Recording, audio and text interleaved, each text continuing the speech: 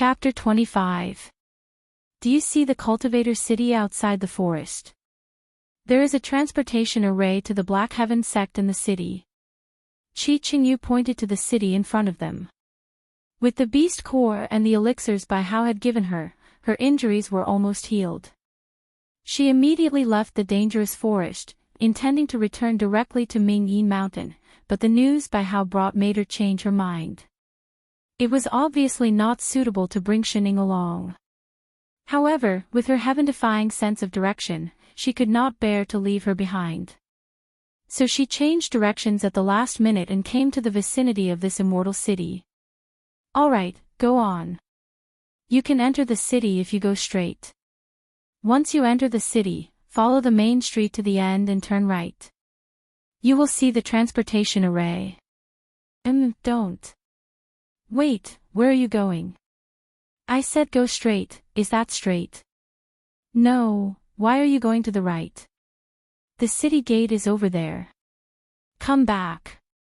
Looking at the person who could not tell which direction to go after going around a tree, Qi Qingyu could not help but pull her back. Are you blind? Hey, look at the road. Do you want to go back or not?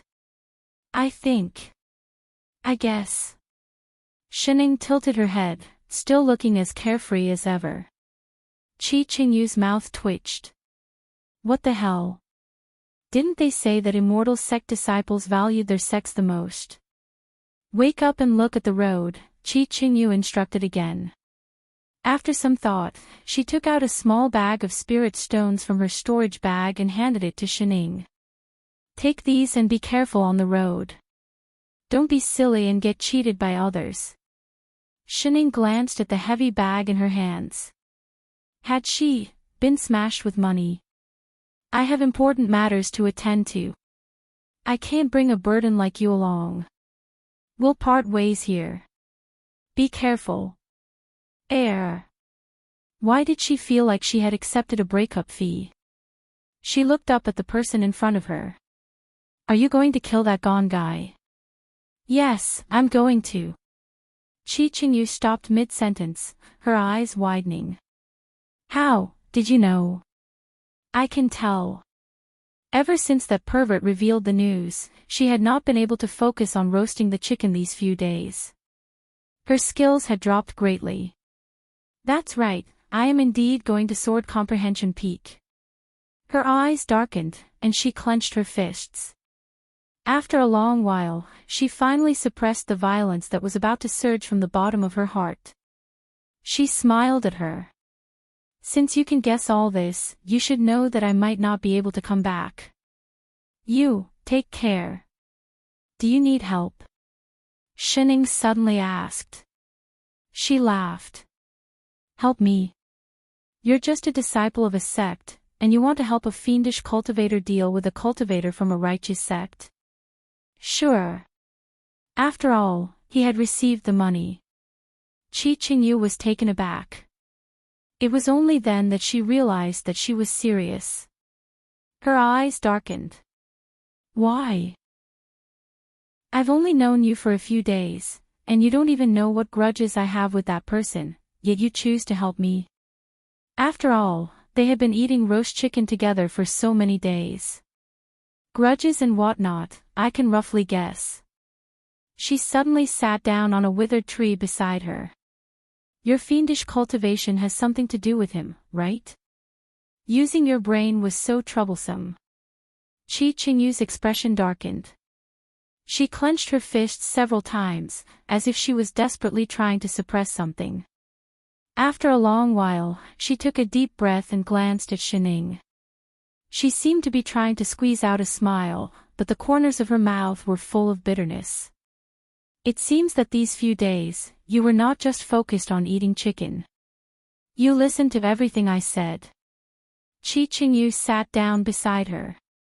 Her eyes seemed to be covered with a layer of dust, as if she was looking forward, but without focus. That's right, when my golden core was shattered, I was imprisoned in a secret chamber by Yu Ding as a human cauldron. Later, I was given to others like a toy. It was all thanks to this person. The funny thing is, Qi Qingyu paused, and her voice became even lower, as if she was gritting her teeth. He is the master who single-handedly brought me onto the path of immortality and taught me cultivation. She deliberately emphasized the last two words. Her eyes instantly turned red, and her face was full of a mocking smile. She said word by word, "Purine body." Just because he discovered that I had a so-called purine body, this master of mine destroyed 100 years of my cultivation and personally sent me to someone else's bed, watching me suffer humiliation for decades. If she had not hardened her heart to become a fiendish cultivator, perhaps she would still be in that hell now. I have been looking for him for hundreds of years, just to repay his master's kindness. Her expression became more and more solemn, as if she was immersed in something. A crazed look slowly appeared in her eyes. All these years, I've killed all the people who humiliated me back then, but I couldn't find him. For 100 years, I've been thinking day and night, if one day. Let's go. Shining suddenly spoke, interrupting her from her crazed thoughts. She stood up and said lazily, "I'll help you kill him." Qi Qingyu was stunned, and her eyes softened for a moment. After a while, she burst out laughing. "You? Forget it. Why don't you save your little life for a few more roasted pigs?" She was just a mortal, what could she do? What kind of place is Sword Comprehension Peak? It is the sacred land of the Great Void sect, where soul formation supremacies go into seclusion. Not to mention that you are just a mortal, even a nascent soul cultivator does not have the right to enter. It was said that Sword Comprehension Peak was built by a top sect in the Upper Azure world, and was the only place from the Middle Azure world to the Upper Azure world. That is why among the 3 sects and 6 schools, only soul formation supremacies have the Jade Token to enter, she said seriously. Unless you have the Jade Token, otherwise, are you talking about this?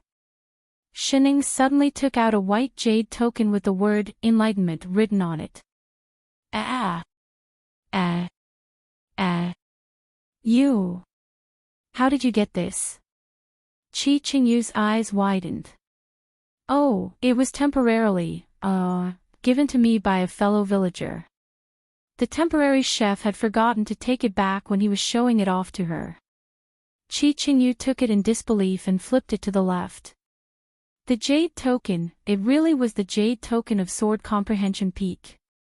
She probed it with her spirit chi, and vaguely saw the word Lone Moon on it. But this Jade Token recognizes its owner. Without the owner's spirit artifact, it still cannot be activated, is it this? She suddenly took out a white jade flute. Qi Qingyu, the true knowledge stone in front of Sword Comprehension Peak, can recognize the intrinsic Dharma artifact of a soul formation supremacy. Will this work? She took out a fan. Qi Qingyu, after a long time, for all, flips table. How many things have you taken from him? Can I ask a question? What? What enmity do you have with this supremacy Lone Moon? Why is his intrinsic Dharma artifact with you? Based on the way you took it, you might as well call the person over. I see. Shining nodded and turned to look behind her. What are you trying to do? Wait. The next moment, Shen Ying's figure suddenly flashed and disappeared on the spot. She suddenly had a bad feeling. 3 minutes later, the person you want. A man dressed in blue and white robes was pushed in front of her. Qi Qingyu, Lone Moon, this works too.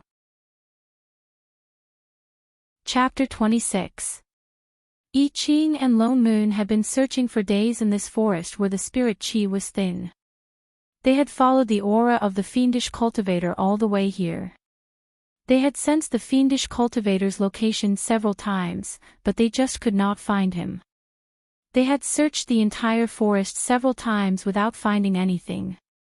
Lone Moon was beginning to suspect that the fiendish cultivator had deliberately set up a diversion array.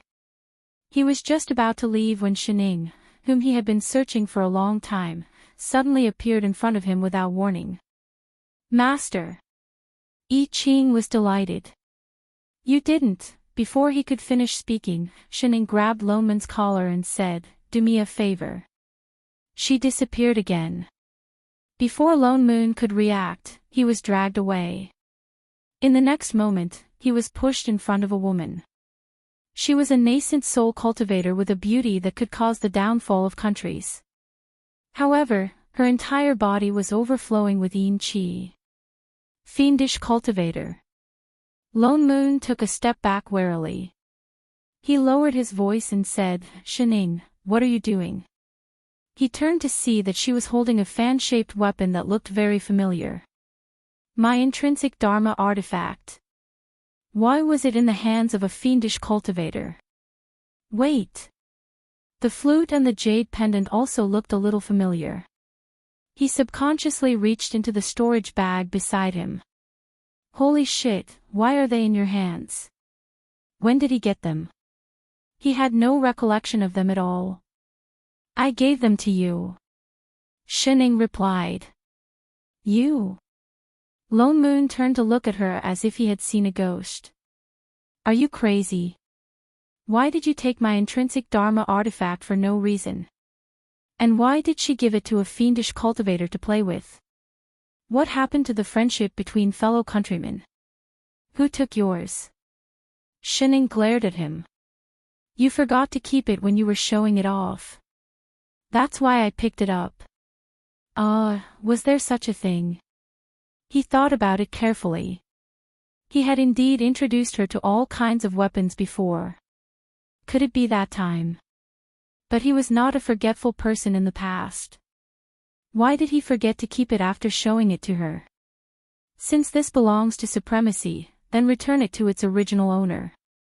It was only then that Qi Qingyu recovered from the shock of Shining pulling a soul formation supremacy back. She hurriedly returned the things in her hands, feeling a little nervous. Although Shining had good intentions, she was a fiendish cultivator after all.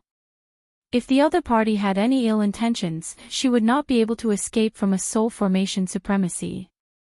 Lone Moon received his own Dharma artifact and tested it suspiciously. He kept it after confirming that there were no problems. There were more and more questions in his heart. Who was this devil cultivator? Why would Shining help her? Just as she was about to ask, I Ching had already caught up. Master! He hurriedly flew down and turned to look at Qi Qingyu. His eyes hardened, but he did not attack her directly. Instead, he quickly walked over to Shining. It was my negligence that caused Master to suffer such a calamity. Are you all right? I'm fine. I have something to do. Lone Moon rolled his eyes and gripped the Dharma artifact that he had lost and regained. Shining, what exactly is going on? Do you know how long we've been looking for you? I know. Shining nodded. I saw you guys walking around the other side of the river for 7 or 8 days. The other side of the river. Holy shit. Lone Moon immediately exploded. Damn it, why didn't you call us when you saw us? I called you, but you didn't hear me. She put on an innocent face. After all, there was a river between them. Besides, you didn't call me. How would I know that you were looking for me? Lone Moon and I Ching. All of a sudden, he wanted to check if he was blind. Oh yes, I left a chicken by the river for you. Did you see it? She was a good boss. Lone Moon and I Ching. So the 5th level spirit beast on the other side of the river was left by her. He had thought that it was some idiot who didn't take the spirit beast with him after hunting it. The point was, if you could leave a chicken behind, would you die if you left a note? Alright, everything is here. It's getting late, let's go. Shining nudged Qi Qingyu and urged, we can fly now. Ah! Qi Qingyu did not react for a moment and was stunned. Go. To where? I Ching, who was beside her, obediently summoned his spirit sword and stretched out his hand. Master, your disciple will give you a lift. Thank you. Shining jumped onto the sword and said to Qingyu, Sister, lead the way. Oh. Qingyu looked confused as she summoned her flying sword and flew up. Lone Moon. Wait a minute. Was he the only one who didn't know what was going on? Hey, where are you going? Why didn't anyone explain? What was the relationship between Shining and the fiendish cultivator? And what did she mean by everything was here? Who the hell is your thing, hey? For all, late at night. After flying for an entire day, the three of them stopped to rest. You really want to go to Sword Comprehension Peak? Lone Moon, who had heard everything along the way, glanced at the person who was meditating on the other side of the bonfire. He turned to Shining and asked. Yes. What else? Lone Moon looked at her in surprise. I couldn't tell that you were such a righteous person. She was actually not lazy. This was not her style at all. Shining narrowed her eyes. I hate scum. Then how can you be sure that what she said is true? Lone Moon glanced at her and said in a low voice, Don't forget, she also killed Perfected Yuding of my sect. I'm not sure. Shining turned to look at him. That's why I want to go. Qingyu's experience was indeed tragic, so tragic that anyone would feel sympathy for her. But they could not just listen to one person. Whether it was true or false, they would naturally find out when they went to Sword Comprehension Peak. You want to find her master and confront him? Yes. Since he had already interfered, he would investigate clearly. It's no use. Lone Moon sighed. Even if what she said is true, and that master of hers really did such a thing, so what? She won't gain anything from going to Sword Comprehension Peak, and the Grand Vacuity sect will not punish that gone fellow. She might even lose her life there. What do you mean? Shining turned to look at him with some surprise. Does this world condone rapists? Not really. Lone Moon looked a little awkward. He exchanged a look with Yi Qing, who had the same expression on his face. For a moment, he did not know how to explain. After a while, he said in a low voice, because she has a purine body. And then, Lone Moon's expression became even more conflicted. Shining, do you know what a human furnace is? She was silent for a while, then nodded. I can guess. Some women with poor spirit roots, or who have no hope of becoming immortals, but are rather pretty, are willing to become human furnaces in order to protect themselves. Below high-level cultivators, they will use their own cultivation to allow others to pluck them. His face was full of awkwardness, as if it was difficult for him to say it out loud. Although the dual cultivation plucking technique is not a publicly known sorcery, it is indeed beneficial to one's cultivation.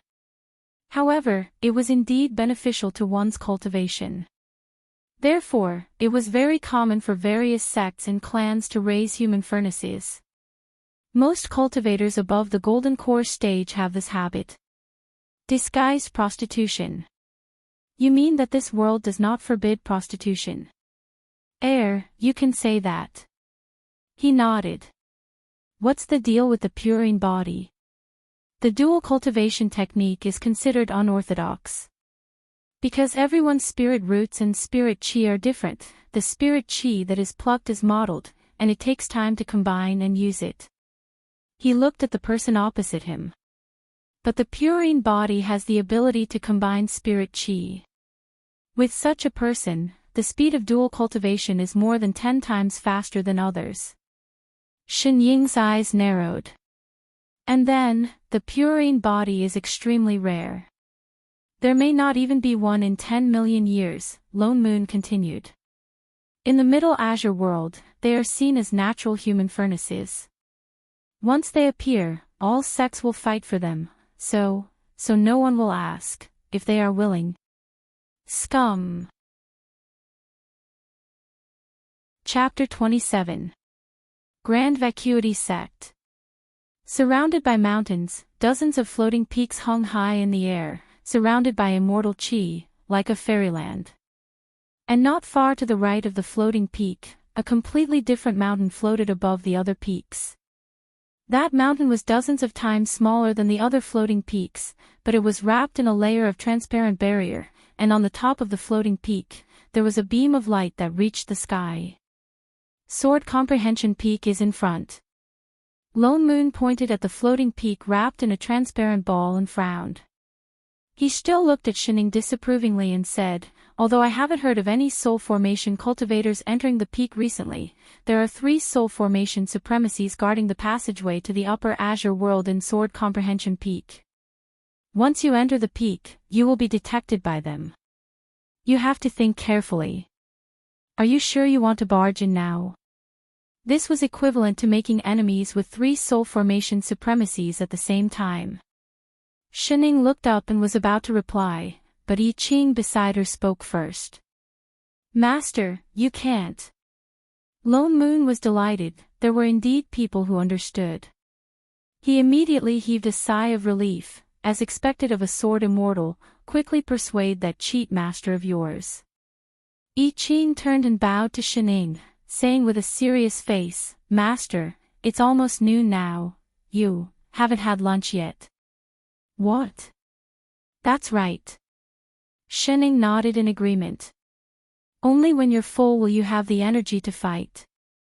Your disciple will go find some food for you now, and start the fire to cook." "And, thank you. Master, please wait here for a while, it will be ready soon." Lone Moon. "Where's my knife?" "Oh, you 5 winky face, oh, come back here." Lone Moon grabbed a certain diehard fan, full of sarcasm suddenly gushing out. "Is this the time to find food? Do you think this is a vacation? If you're going to help, can you at least do it properly? Isn't that girl your friend? But I'll get hungry if I don't eat." "Master is right. Can't you just bear with it? Starving hurts the stomach." "Master is right. I came out in a hurry this time, and didn't bring food, do you have it?" Lone Moon's mouth twitched. He really did have it. Gritting his teeth, he took out a stack of pastries from the storage bag beside him. "Here, you didn't finish them last time, so I put them away for you. Eat, eat, eat, eat until you die." "Why is there only osmanthus cake? I remember that I didn't finish the last time I ate the Little Heaven crisp cake, lotus pancake, and Korean fish slices." "Master, you forgot about the golden milk biscuit." I Ching immediately added. "Are you two master and disciple here to collect a debt? Can't you King leave some for me? You can't even remember a person's name. How can you remember this kind of thing so clearly? Here, here, here. I'll return them all to you. Are you satisfied now?" "Oh, thanks. Master, why don't I go hunt a few more spirit beasts?" "Shut up." Chi Qingyu, who had been watching the entire time. Could he really take revenge with these people? Although Sword Comprehension Peak belonged to the Grand Vacuity sect, it was a Dao field for soul formation cultivators. Moreover, there was a passageway leading to the upper azure world. On the other hand, ordinary disciples rarely came here. Finally, after eating and drinking to their heart's content, the group arrived at the bottom of Sword Comprehension Peak without much effort and without alerting the Grand Vacuity sect. Compared to what it looked like from the outside, the spirit chi of the entire peak was much denser. They could even faintly see a floating palace at the top of the mountain. "This is as far as I can send you." Lone Moon looked up at the peak and said, "If you go any further, you will be discovered. I am a disciple of the Black Heaven sect after all. Most people in the Grand Vacuity sect have seen me before. It would not be appropriate for me to follow you up. If he was discovered, it would be a problem between the 2 sections. Thank you for your help, Supremacy." Chi Qingyu stepped forward and bowed seriously. "You don't have to thank me. I'm not helping you. Lone Moon turned and glared at her. He continued, this is an exception. You are a fiendish cultivator after all. If it were any other day, I would not have shown mercy. What's more, this matter has not been settled yet. Qingyu clenched her fists by her side. I understand what supremacy means. Hey, foodie. Lone Moon ignored her. Instead, he nudged Shining and said, I have to make a trip to the Grand Vacuity sect and delay those old fellows. I will try my best not to let them find out that someone has entered Sword Comprehension Peak. You guys better hurry up. Alright. Although this Sword Comprehension Peak is not big, it is not easy to find someone. You better split up. Oh yes. He turned to look at Qingyu. What does the person you were talking about look like? Do you have an image? Frowning, Qingyu took out a round white stone and conjured a hand seal. Immediately, the image of a man appeared on the stone. He was dressed in white and looked well-mannered, like a gentleman. Lone Moon took the round stone from her hand and conjured a hand seal. He took out a few talismans and said, take this. This is a tracking talisman. I have already locked onto this person's aura. It will be easier for you to use this later. With that said, he added worriedly, remember, do not expose your identity as a disciple of the Black Heaven sect.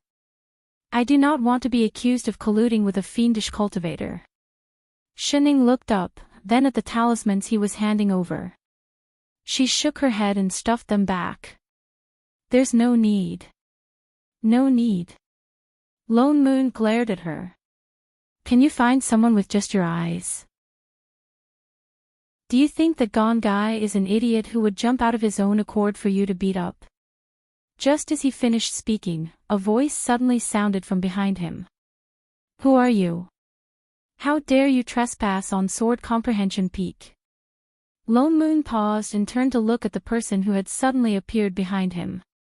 He stared blankly at the image on the round stone, then lowered his head again and looked again. Holy shit, this is possible. He really was an idiot. Gone Zirwei. Qingyu did not expect to find someone so quickly. Her eyes turned red as she stared at the person opposite her. It's been 500 years. Do you still recognize me? That person paused and then looked at the person in the middle. His eyes narrowed and a trace of panic flashed across his face. You are. Qingyu. You. Why are you here? Qingyu snorted, her eyes filled with hatred. Of course you don't want me to be here. It's been 500 years. I've been looking for you for 500 years. I did not expect you to be hiding here. Today, I'll settle the scores with you. Qingyu, calm down. I had no choice back then. You can't blame me for this. Gone Zirwei took a step back and explained even more frantically, I was only a golden core cultivator back then. Perfected you ding wanted you, what could I do? If you want to blame someone, you can only blame yourself for having a purine body. Humph. Had no choice. Qingyu's face was full of mockery. Then when I risked my life to escape back then, you personally crippled my 100 years of cultivation and deliberately threw me into the Ming-Yi Mountain Fiend Cave to be humiliated. Was that also because you had no choice? Chapter 28. Gone Zirwei's face paled. He looked guilty as if he had been exposed. His originally decent face twisted, as if he could not be bothered to pretend anymore. He glared at Qingyu. So what if I did it on purpose? I was the one who taught you how to cultivate. Why can't I take it back? Qingyu clenched her fists so tightly that blood started to seep out of her palms. Gone Zirwei's gaze became sharper and sharper, with a hint of madness. I accepted you as my disciple out of kindness, but you used some tricks to dream of forming your nascent soul within 100 years. I spent 300 years to reach the perfected golden core stage. What right do you have to be ahead of me? Lone Moon frowned. So he was just jealous. Jealous that his disciple was too powerful and had surpassed Master. That was why he wanted to destroy her. This person must be crazy. At first, I just wanted to destroy your cultivation. The more he spoke, the fiercer he became. He looked as if he wanted to peel off a layer of skin from the person in front of him. But I did not expect you to go and seduce you, Ding. Who do you think you are? You are just a beggar that I picked up. You are not fit to stay by his side. Ha! There's a story. Do you know why I named you Qingyu? Qingyu, Qingyu. Isn't it what a purine body like you should be receiving? You knew from the start that I had a purine body. So what if I knew? You were the human cauldron that I prepared for you, Ding.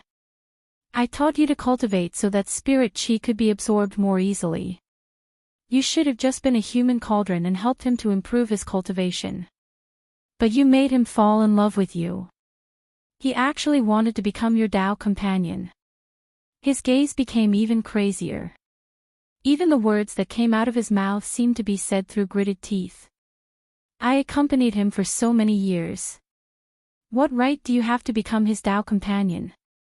A purine body is born to be used by thousands of people.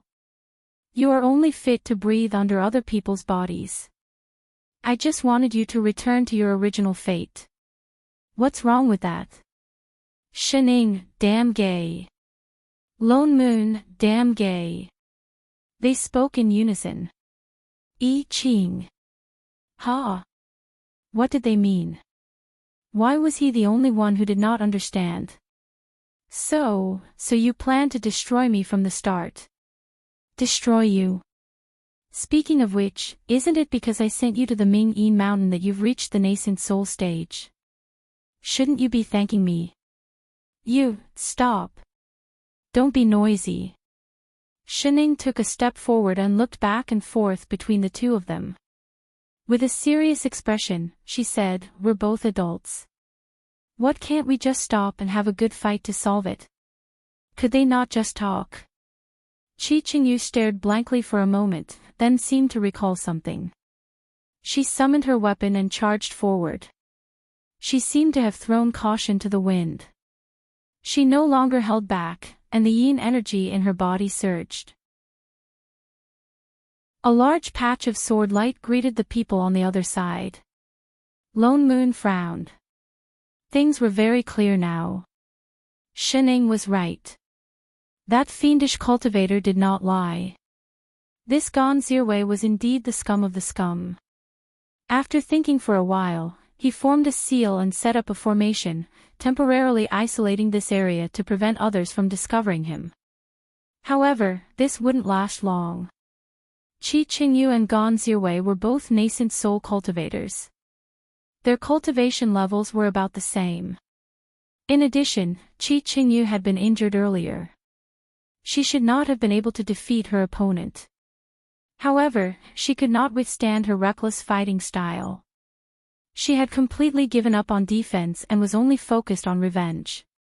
What's more, fiendish cultivators had more tricks up their sleeves than immortal cultivators.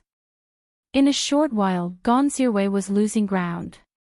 He was being forced into a corner. This could not go on. Lone Moon's expression darkened. Just as he was about to activate his spirit qi to end the battle quickly, Qi Qingyu suddenly shouted, "Don't come over."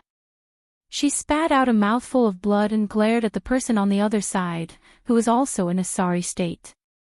"Thank you for your kindness, but I want to take revenge with my own hands." With that said, she attacked again. Lone Moon's foot paused for a moment, but he retracted it after a while. Gon Zirwei's expression grew uglier and uglier. Qi Qingyu was clearly thinking of perishing together with him. No, he could not die here. He had gone through so much to form his nascent soul. Qi Qingyu, don't forget that this is Sword Comprehension Peak. Even if you kill me, you won't be able to leave this place. He threatened loudly. The supremacies on the mountain will discover this place soon. I never intended to leave this place alive. She was completely unaffected by his threat. Her attacks became more and more fierce. We can't stay here any longer. Lone Moon frowned. The Grand Vacuity sect will discover this place sooner or later. I have to go out and fool them. As for those people on the mountain, Shining, you. Shining. Where's Shining? I Ching was also stunned. He turned around and looked around, only to find that the person who had been standing beside him had disappeared. Holy shit. When did she leave? Sword Comprehension Peak. 3 soul formation supremacies were sitting in a circle in the Grand Hall. Between the 3 of them, a beam of white light shot up into the sky. Within the light, there were faint shadows of immortal mountains and auspicious clouds. This was the only passageway from the Middle Azure World to the Upper Azure World. Suddenly, one of them opened his eyes. Just now, someone used the Jade token of Sword Comprehension Peak. Really? The person beside him also opened his eyes. Senior brother Qing Yun, did you sense who it was? Not yet. Qing Yun shook his head. But since he came in, he will come up the mountain soon. We'll know then. Sigh. Another soul formation supremacy sighed. Nowadays, there are fewer and fewer soul formation cultivators in the Middle Azure World. It's been almost 100 years since someone was willing to ascend to the Upper Azure World from here. Now that the spirit chi is thin, it's normal for this to happen. Qing Yun also sighed. Anyway, our mission is to bring fated people to the Upper Azure World. That would be considered as fulfilling the Master's instructions. It doesn't matter how many people there are. It's quality, not quantity. If it's someone with mediocre qualifications, I'm sure the Master will not be satisfied. Why should I be so anxious? But the 3 of us have been guarding this place for hundreds of years. Who knows how long more we have to guard this place? When will the Master allow us to go back? That's right, I've had enough of this rundown place. The spirit chi is thin and the resources are scarce. If we continue to waste our lives like this, I'm afraid we won't have any hope of ascending to immortality. That's right, it's just a small Middle Azure world. Why make the 3 of us guard this place together? The resources we receive are so little and our cultivation has been stagnant for so long. We might be laughed at when we go back. Forget it, it's the Master's orders after all. What can we do? As long as we can send a few people with good qualifications to the Upper Azure World, I'm sure the Master will allow us to go back. Sigh, I just hope that this time. He suddenly stopped mid-sentence and his eyes widened. Why do I feel the aura of a fiendish cultivator at the foot of the mountain? The other 2 sensed carefully and were shocked as well. It's indeed the yin chi of a fiendish cultivator. Could it be that a fiendish cultivator took the opportunity to break in? I wonder who it is this time. It's me. Just as they finished speaking, a voice rang out beside them. The 3 of them jumped in fright and turned to look. Only then did they realize that there was a girl in green sitting beside Qing Yun. She was sitting cross-legged like them, one hand supporting her chin as she looked at them with a bored expression. Who are you? Qing Yun jumped up and took a few steps back. They had not even noticed that there was someone else beside them. When exactly did you sit here? Since you guys complained about how much work you had and how you didn't get a commission. She shrugged and waved at the 3 people who were retreating further and further away. What are you afraid of? I'm not your boss. My name is Shining. Come, sit. I have something to ask you. The 3 of them became even more wary. This person had been sitting beside them for so long without making a sound. She was definitely not simple. Yet, no matter how hard they tried, they could not see through her cultivation. Come and sit. It's tiring to stand and talk. As she spoke, she even patted the spot beside her. The three of them took another step back. We're waiting. What if we don't sit? Shining paused. Her eyes narrowed and she suddenly cupped her fists.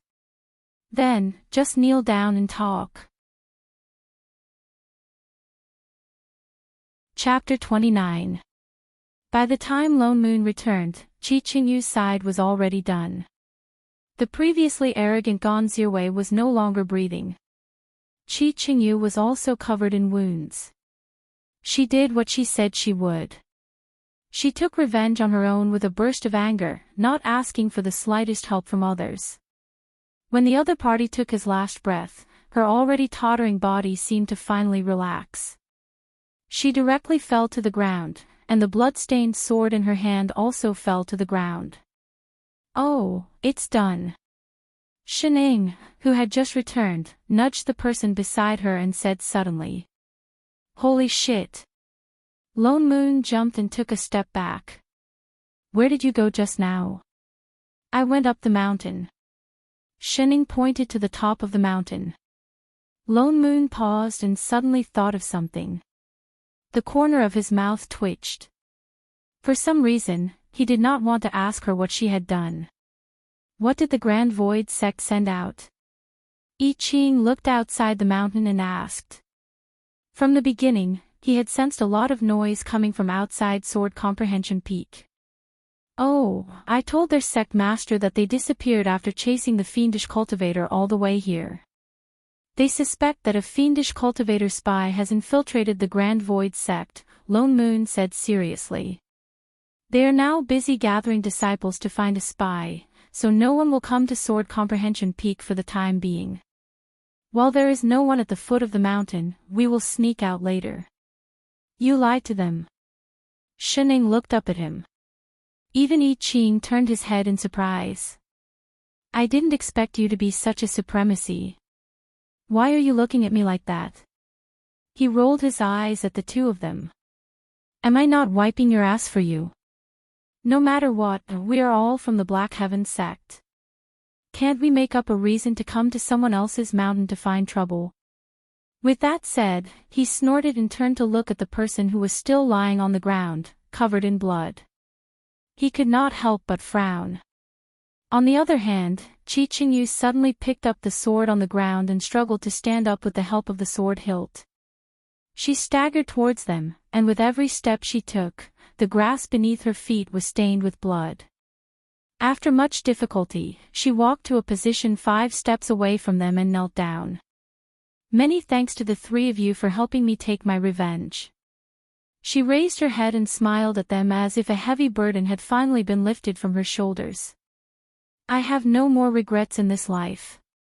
I'm willing to follow the Venerable One back to the Black Heaven sect and await my judgment.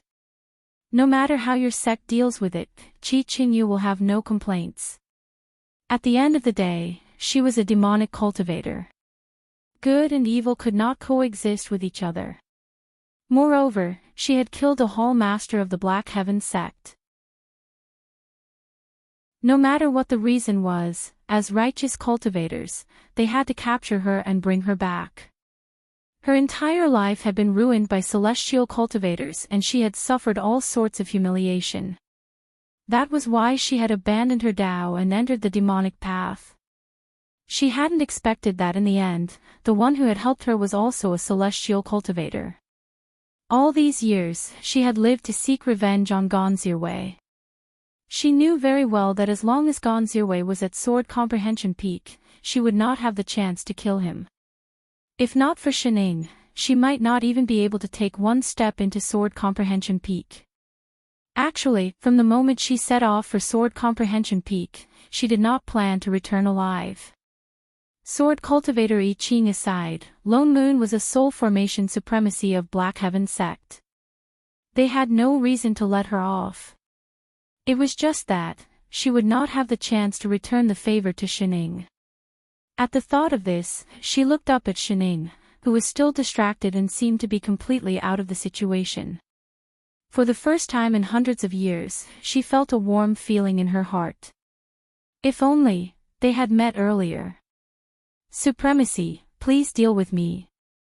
Shining had already helped her so much, so she must not make things difficult for her. She took a deep breath and cupped her fists with difficulty.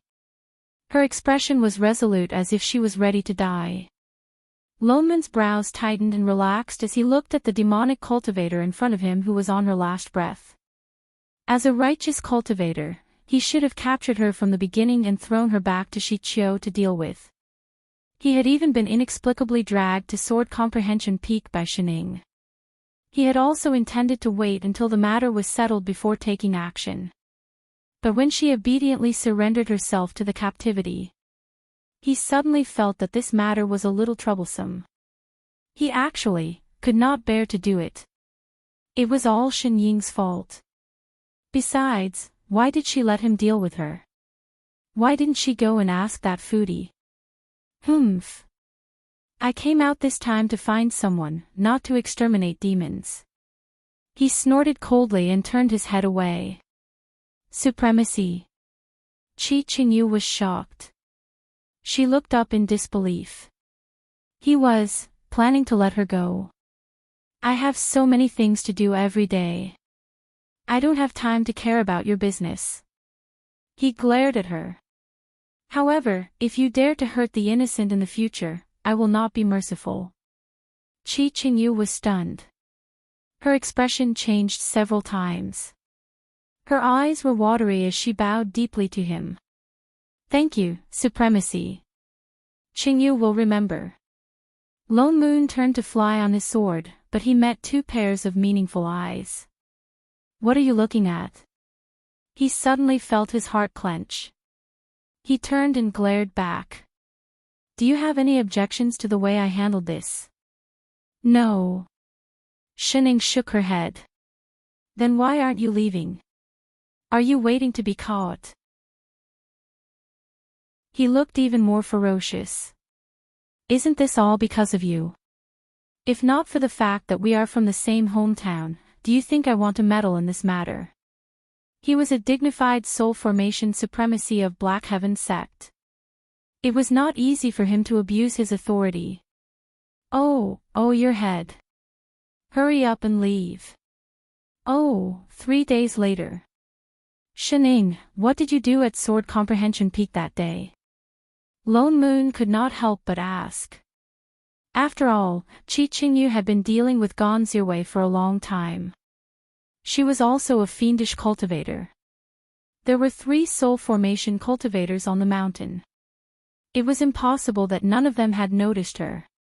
Yet, from beginning to end, she did not appear at all. I asked about something, Shining replied lazily. About Gonzirwei. He paused. What did you find out? Shining glanced at him and changed to a more comfortable position. She continued to stand. That Gonzirwei. Oh, he did not die unjustly. Chi, roasted chicken gal. Do you only King remember roasted chicken? She was not the first human cauldron that Gonzirwei found for Yuding.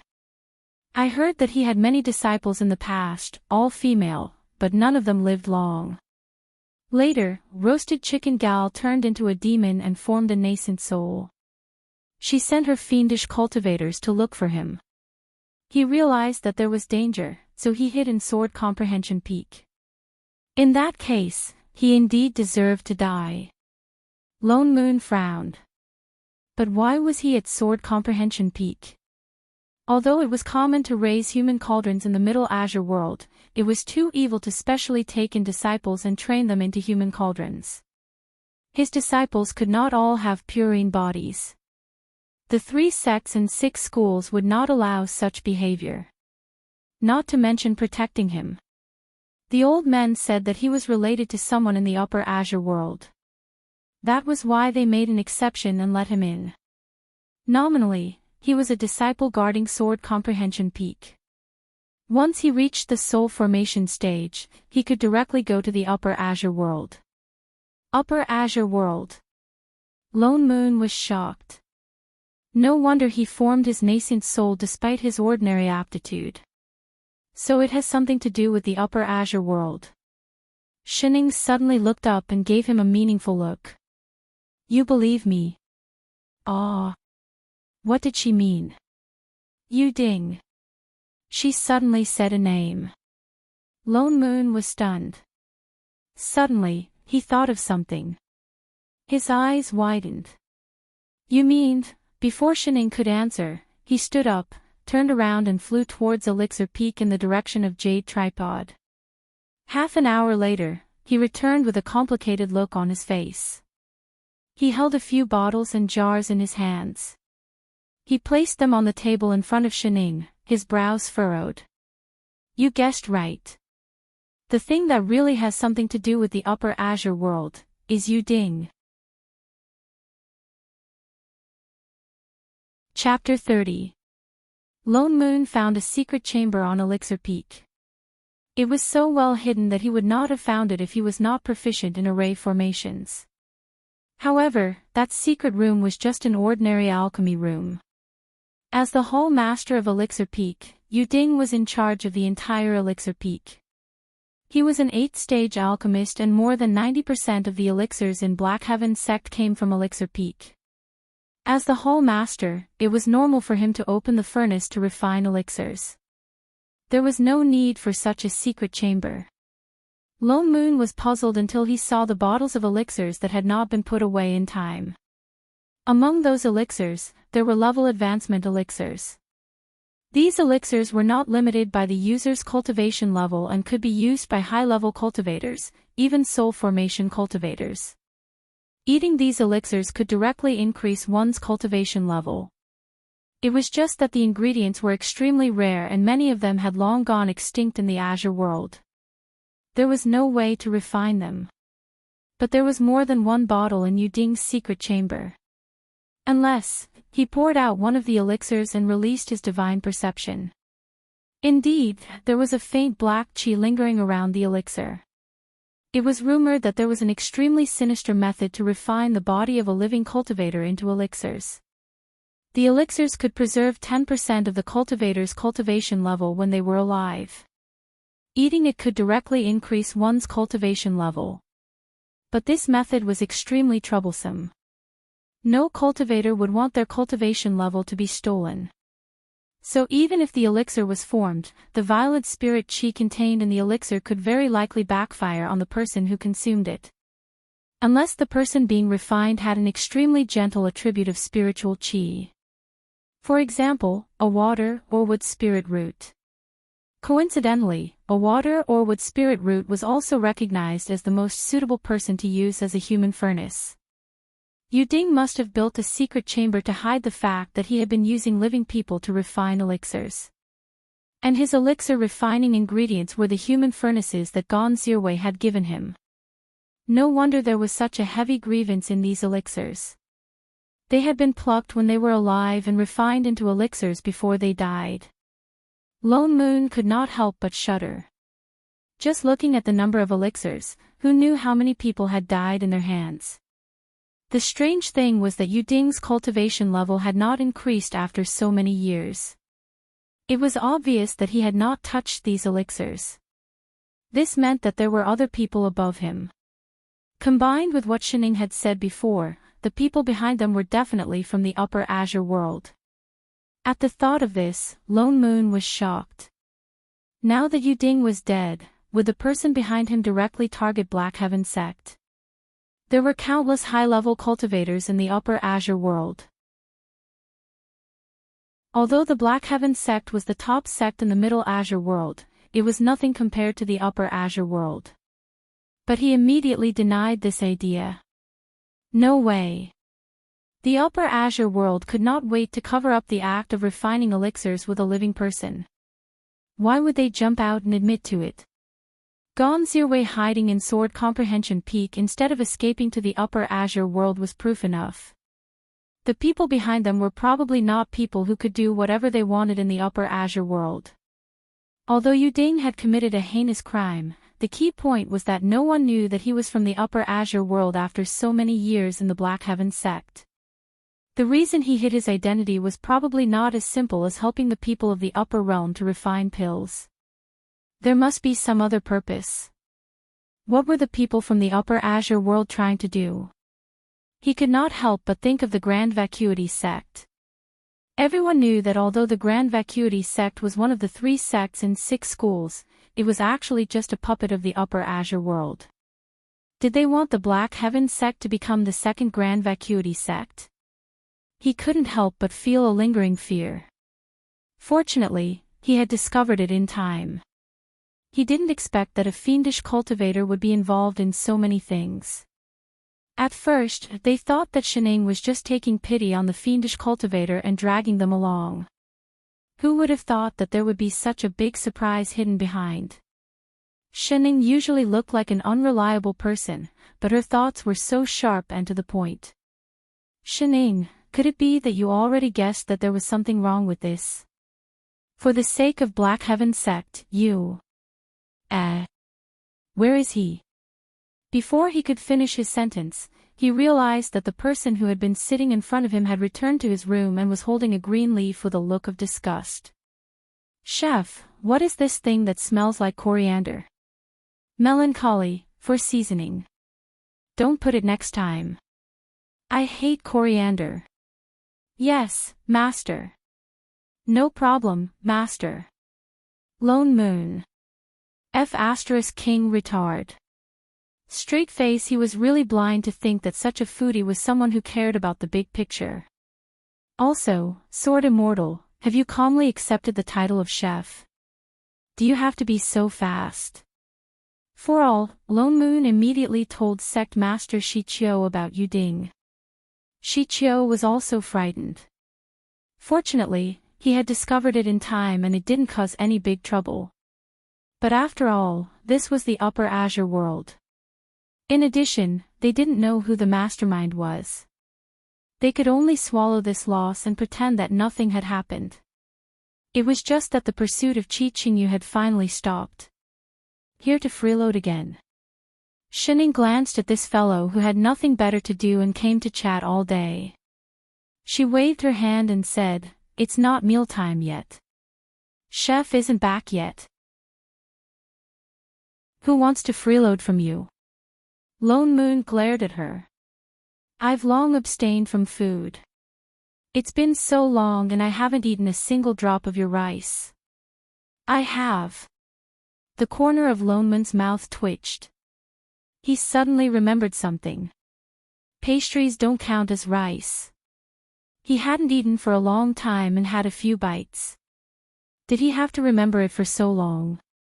"I'm just informing you that your disciple probably won't be able to make it back in time to cook today. Sect Master is discussing with him about experiential training." Experiential training? Shining was stunned. Lone Moon brushed his robes and sat opposite her. He said with a hint of schadenfreude, "Every year at this time, disciples below the Golden Core level have to go out in batches for experiential training to improve their combat strength. Most of the time, it's to complete some missions that can't be handled in the mortal world or subdue some demon beasts that cause trouble. It's like a group exercise." What does it have to do with Chef? Isn't he a nascent soul cultivator? It doesn't have anything to do with him. Lone Moon continued, "In the past, only one Golden Core cultivator was needed to lead the team to ensure the safety of the disciples. But this time, the sect received a request for help. There seems to be a powerful demon in the south. It's said that it's at the 9th level. Ordinary Golden Core cultivators can't deal with it at all. And the various hall masters are busy investigating the incident with Yuding and are not in the sect. That's why Shichio thought of your chef." "Oh. Forcibly expropriated. How long will the experiential training take?" "Not necessarily. At least 3 to 4 months, at most. It's hard to say for half a year to a year." "A year?" The corner of Shen Ying's mouth twitched. A formula suddenly appeared in her mind, experiential training equals no chef equals no one to cook equals about to run out of food. She turned to look at Lone Moon beside her. It was equivalent to a year of pig's feed. No way. What's with that look? Lone Moon frowned. Why did he feel that she was scolding him in her heart? This has nothing to do with me. It's the sex arrangement. Besides, he's a guest elder. Bringing disciples for experiential training is. Before he could finish, Shining suddenly stood up and said with a serious face, "Are family members allowed for experiential training?" Chapter 31. Shining caught up with Yi Qing at the entrance of the Black Heaven sect. "Master, are you really coming along?" He was surprised by Shen Ying's sudden decision. "Cough, you're my chef, disciple." Shining patted his shoulder and said earnestly, "It's normal to worry about you since you're going to train. But, this isn't my training. This was just a simple sect mission." He only needed to send the disciples to the designated location and ensure their safety. Could it be? He suddenly thought of something and his eyes lit up. He looked at Shining excitedly and said, "Master, are you trying to remind me that no matter what kind of mission it is, it's actually a way of training for me? I can't underestimate it and I have to be fully prepared for everything." "Don't worry, Master. I understand." Not entirely. As long as you're happy." "Not really." Yi Qing was stunned. He lowered his head and thought seriously for a while. His eyes widened again. Could it be? Master thinks that something special will happen on this trip and that it will be a test for my cultivation and is worried that I can't handle it. Hee. Guess. Forget it. Lone Moon rolled his eyes and said, "The only thing she's worried about is that no one will cook." "I understand. In that case, I'll have to trouble Master for this trip." Yi Qing still looked determined. How could an outsider understand Master's painstaking efforts? "I will definitely not let you down." Hey. Lone Moon's mouth twitched. "Did you even hear what I said? Can a brainless fan get better? What are you doing here?" Yi Qing finally turned to look at the person beside him. His eyes turned cold. Here to steal his skills again. Lone Moon's heart turned cold and his stomach ached. Sword Immortals didn't even call him supremacy anymore. Wasn't the difference too big? Why? She can go but I can't. How could he treat her so differently? "I saw that this trip is dangerous and came to protect these little disciples out of kindness. Can't I?" He was so bored now that she was gone. Yi Qing's expression turned even colder, but he really had no reason to stop him. Looking at the disciples who had arrived one after another, he shouted, "Let's go." Turning around, he summoned his spirit sword and reached out to Shining. "Master, let's go." With that said, he ignored a certain someone beside him and flew out first with a whoosh. Hey, why are you flying so fast?" Lone Moon immediately chased after them. The disciples who did not know the truth. A team led by a soul formation supremacy and a nascent soul perfected master, was the difficulty of this experiential learning beyond the horizon. This time, they were going to a remote town south of the Black Heaven sect. According to the request for help, a great demon had appeared near the town 3 months ago. Many people had seen it. So far, dozens of people had been killed. The victims had their hearts cut out and their stomachs dug out. They died horribly, including a golden core Dao lord who had gone to subdue the demon. The entire town was in a state of panic. They had no other choice but to seek help from the Black Heaven sect. A demon that could deal with a golden core Dao lord had to be at least at the 8th level of cultivation. That was why Sect Master Chiu had decided to let a nascent soul perfected master lead the team. There were dozens of disciples on this trip, all of whom were at the foundation establishment stage. The highest among them was only at the perfected foundation establishment stage. The group flew for half a day before they arrived at the small town. The town was not big and they could see the end of it at a glance. They found an inn to stay in and I Ching let the disciples go and gather information on their own. After all, it was their experiential learning, so he naturally could not interfere too much.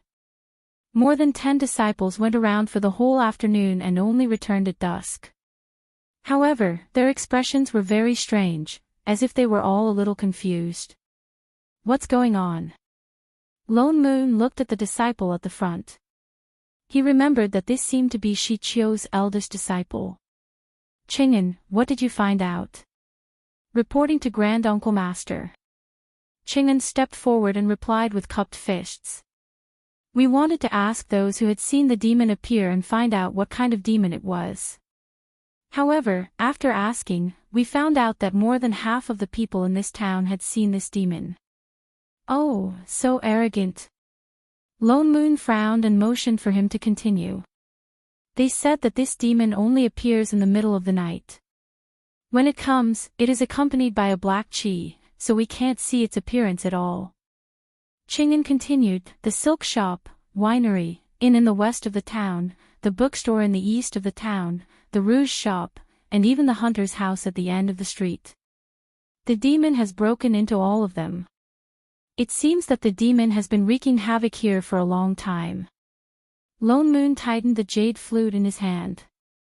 How are those who have seen the demon? How are their injuries? Chang'an's face twitched, and his expression became even more conflicted. They are not injured. What? Lone Moon was stunned. How could this be? They are not injured. Didn't they say that more than 10 people died in this town, including a golden core cultivator? Indeed. Ching'an nodded. But those who have seen the demon are indeed not injured. I also checked their pulse one by one. Whether it is their spirit or body, they are not injured, and I heard them say that they seem to be stronger than before. As soon as he said this, the other disciples nodded and added. Yes, the owner of the silk shop is also much more energetic than before. Yes, the lady boss of the winery is not insomnia anymore. The waist of the master of the bookstore is not sore anymore. The old legs of the owner of the rouge shop are all cured. Lone Moon. What the hell? For all, could it be that the demon went to do charity in the middle of the night? Then what happened to the dozen people who died? Was the demon trying to fatten them up before killing them? When the demon broke into their houses in the middle of the night, those people really didn't suffer any losses. That's not it. Something happened to them too. What happened? The silk shop lost a big rooster the other day. What? The winery lost too. The big yellow dog from the bookstore lost a leg. The rabbit from the rouge shop is missing. Lone Moon. What kind of nonsense is this? Is this demon here to be funny? Killing people to extract their hearts, and doing charity at night. But why were chickens and rabbits the ones that were lost? Could it be that the demon is a fox demon? He frowned and thought for a while. He already had a plan in mind, but he remembered that this was a training for his disciples. Unless they encountered a situation they couldn't handle, he couldn't intervene. He could only suppress his guesses and glance at the people in front of him. Have you thought of a way to deal with it? Everyone was silent and looked at each other for a long time. No one stood up to offer an idea. Lone Moon shook his head and was about to sigh that they were indeed young and give them some advice. Shining, who had been munching on snacks for the whole day, suddenly interrupted. It likes to eat chicken. You can catch a few chickens to lure it out. Lone Moon snorted and rolled his eyes. There were so many cultivators here and the demon wasn't blind. It would be strange if it was lured out. Only a fool would, junior sister, good idea. Chang'an's eyes lit up and he looked at Shining excitedly. Ha! Holy shit, you guys are really stupid. The other disciples all gathered around. Disciple 1, yes, why didn't I think of that? We can lure the snake out of its hole. Disciple 2, junior sister is so smart. You don't look familiar. Which peak are you from? Disciple 3, that's great. Why don't we set it up tonight? Disciple 4, alright, let's do as this junior sister says. I'll go buy some chickens. Disciple 5, I'll go set up the array.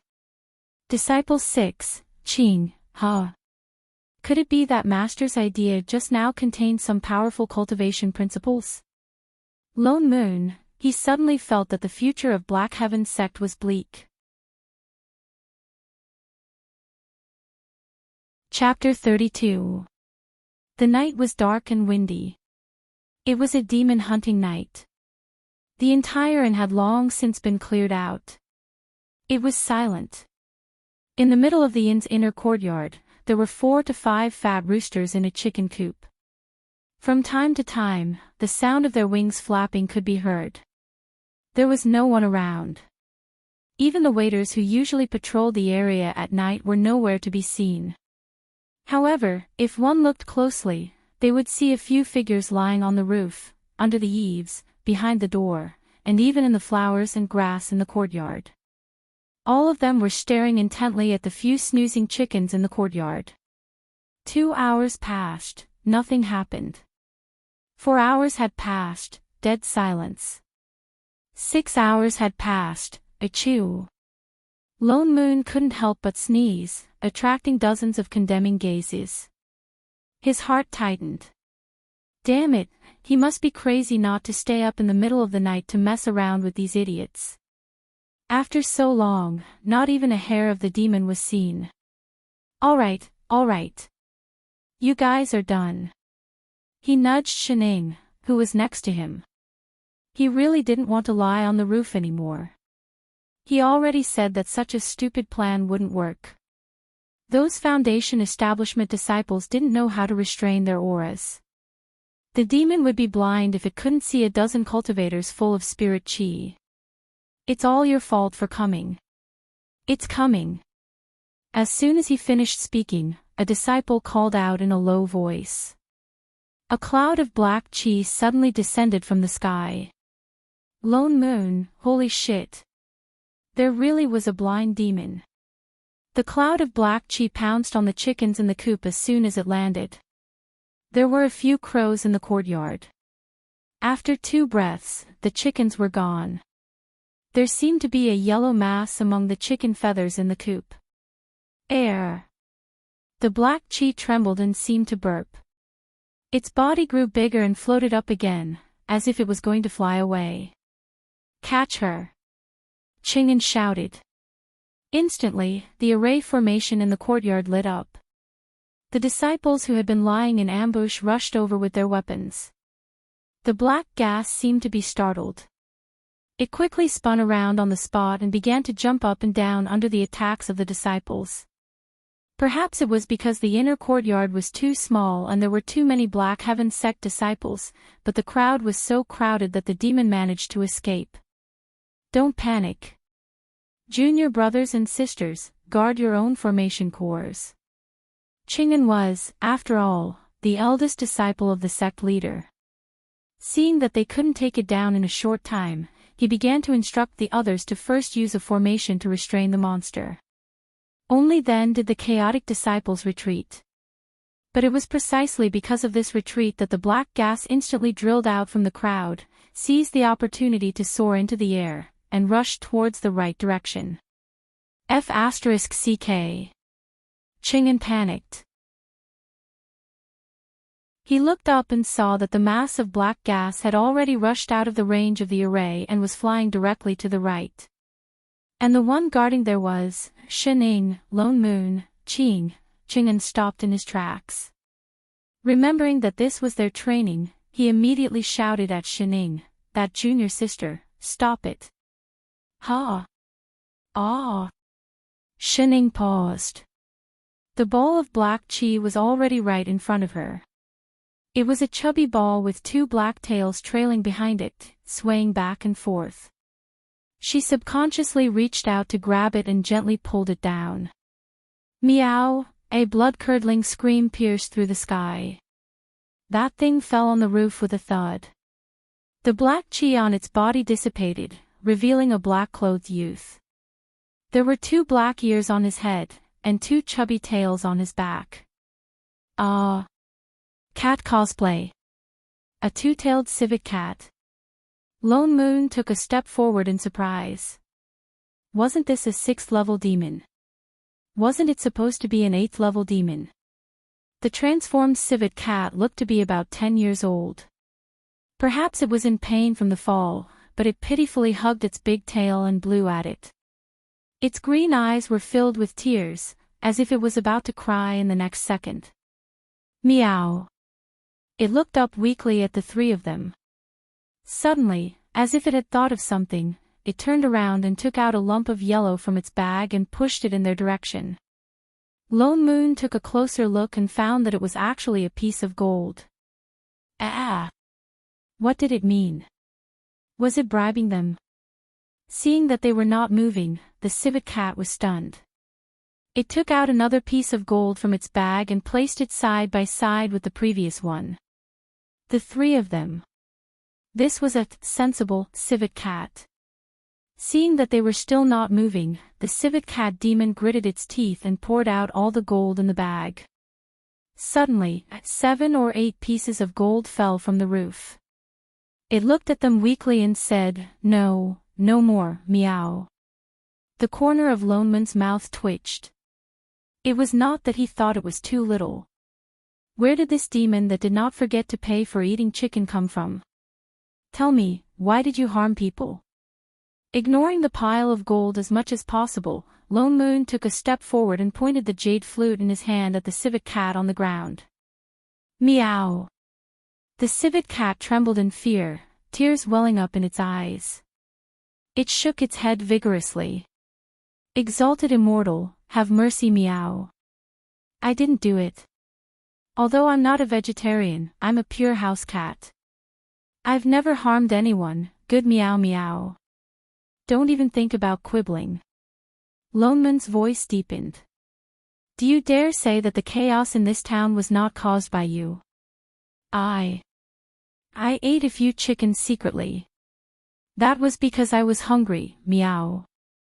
The civet cat cried even louder, its face full of grievance. But I paid for them. Really, I didn't harm anyone. It pointed to the gold on the ground and began to count with its fingers. I also cured Uncle Wang's waist injury, Uncle Li's foot pain, Uncle Zhao's rheumatism, Andy Sun's water imbalance. Stop, stop, stop. What nonsense, a little civet cat demon like you knows quite a lot. Then how do you explain the dozen or so people who died in the town, and the golden core cultivator who had his heart cut out and his stomach dug out? That was all done by that 8th-level fox demon. The civet cat seemed to think of something and trembled all over. I passed by here 10 days ago and saw it harming people. It even wanted to snatch my things, but I couldn't beat it. I had to hide in the town. Hide. Lone Moon was stunned. A moment later, his eyes widened. You mean the town's protective array is still there? Thinking of this, he immediately conjured a seal. A bright light flew out from his fingertips and rushed to the sky. In a moment, a transparent protective shield appeared above the town, covering the whole town. It really was there. Every town under the protection of the Black Heaven sect would set up a protective array in the town to prevent demons, beasts, and fiendish cultivators with malevolent chi from entering and harming mortals. Therefore, without breaking through this layer of protection, there was no way to enter the town. When he first received a request for help from this town, saying that there were demons causing trouble in the town, he subconsciously thought that the protective array had long been broken.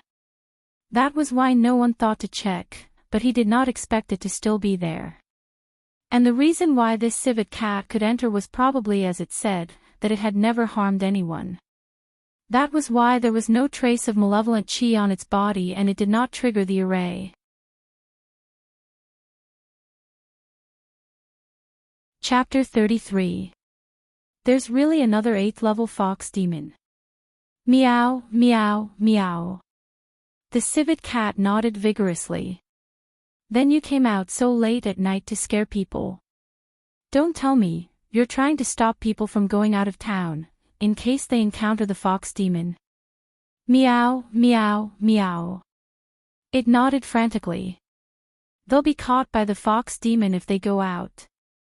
I've tried very hard to stop people from going out of town, meow. Holy shit, it's true. No wonder the people who saw the demon were either merchants or hunters. You're a civet cat. Why didn't you go eat fish? Why did you eat someone's chicken? Lone Moon rolled his eyes at the demon. He had heard from Shichio that the people who died had deep claw marks on their bodies, and the wounds were thin and long. Most of the poultry lost in town were chickens, so he guessed that it might be a fox demon. He had never thought there would be 2 demons. But the chicken is delicious, meow, the civet cat replied weakly. Shining nodded in agreement. I love to eat chicken too. You're a foodie, is there anything you don't like? Lone Moon glared at Shining. Which side are you on? Wait, what are you picking up? Shinying's hand froze. Out of habit, I want to loot. Who doesn't want to loot when eating chicken? Loot your ass. Do you think this is a game? You just want to pick up money, don't you? I saw you putting it in your pocket. Put the gold down. Tisk, stupid teammate. What did you say? I dare you to say it again. Master. I Ching silently stepped forward and reminded him, gold is meaningless to cultivators. Lone Moon heaved a sigh of relief. Fortunately, the intelligence of a sword immortal was still there. Cultivators all use spirit stones for transactions. Why don't? He suggested seriously, let the civet cat exchange it for spirit stones. Good idea. Lone Moon, enough. Are the 2 of you here to subdue the demon or to extort? On the first day of the trial, the demon was caught, but the matter was not resolved. Lone Moon had a headache. An 8th level fox demon was equivalent to a late-stage golden core cultivator. It was obvious that this batch of disciples could not deal with it. That demon could only be dealt with by him or I Ching. But the outside world was so big, where could they find a fox demon? What does that fox demon want from you? Shining, who was squatting by the side and watching the show, suddenly poked the civet cat beside her. The civet cat stiffened for a moment. It had been trying its best to appear well-behaved, and the only thing missing was the word house cat written on its face. Its upright body tilted slightly, and its expression became flustered. Its big round eyes darted left and right, looking as if it wanted to say something but didn't dare. Lone Moon's expression turned cold. Only then did he remember this problem. That's right, the civet cat had said that it had entered the town to prevent the demon fox from stealing its things. What was so special about it that even a rank 8 fox demon had to snatch it? Tell me honestly, what do you have on you? I. The civet cat shuddered at the look in Lone Moon's eyes. He hesitated for a moment before gritting his teeth and saying, I'm actually acting on the orders of our clan leader. To congratulate the Myriad Demon King on his advancement. What the fox demon wants to snatch is my congratulatory gift, the violet glowing Lingji. Violet glowing Lingji. Lone Moon was shocked. That was a supreme-grade spirit herb that matured only once in 10,000 years. Not only was it a divine healing medicine, but it could also be used to refine a 9th-grade nascent formation pill, which could increase a cultivator's chances of forming a nascent soul by 50%. Even the Black Heaven sect might not be able to produce 1 or 2 stalks of it. So the fox demon wanted to refine a nascent formation pill to become a rank 10 demon king. Was that why it wanted to snatch it? Then why did it kill people and take their hearts? Also, when did the demon realm have a myriad demon king? Ordinary demon kings were all rank 10, which was equivalent to the nascent soul stage. The myriad demon king was rank 12, which was equivalent to the soul formation stage.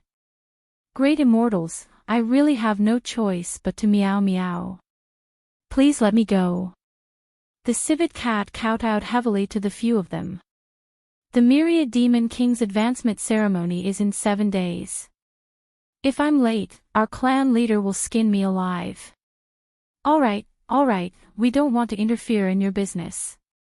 Lone Moon did not want to be entangled with this little civet cat demon anymore.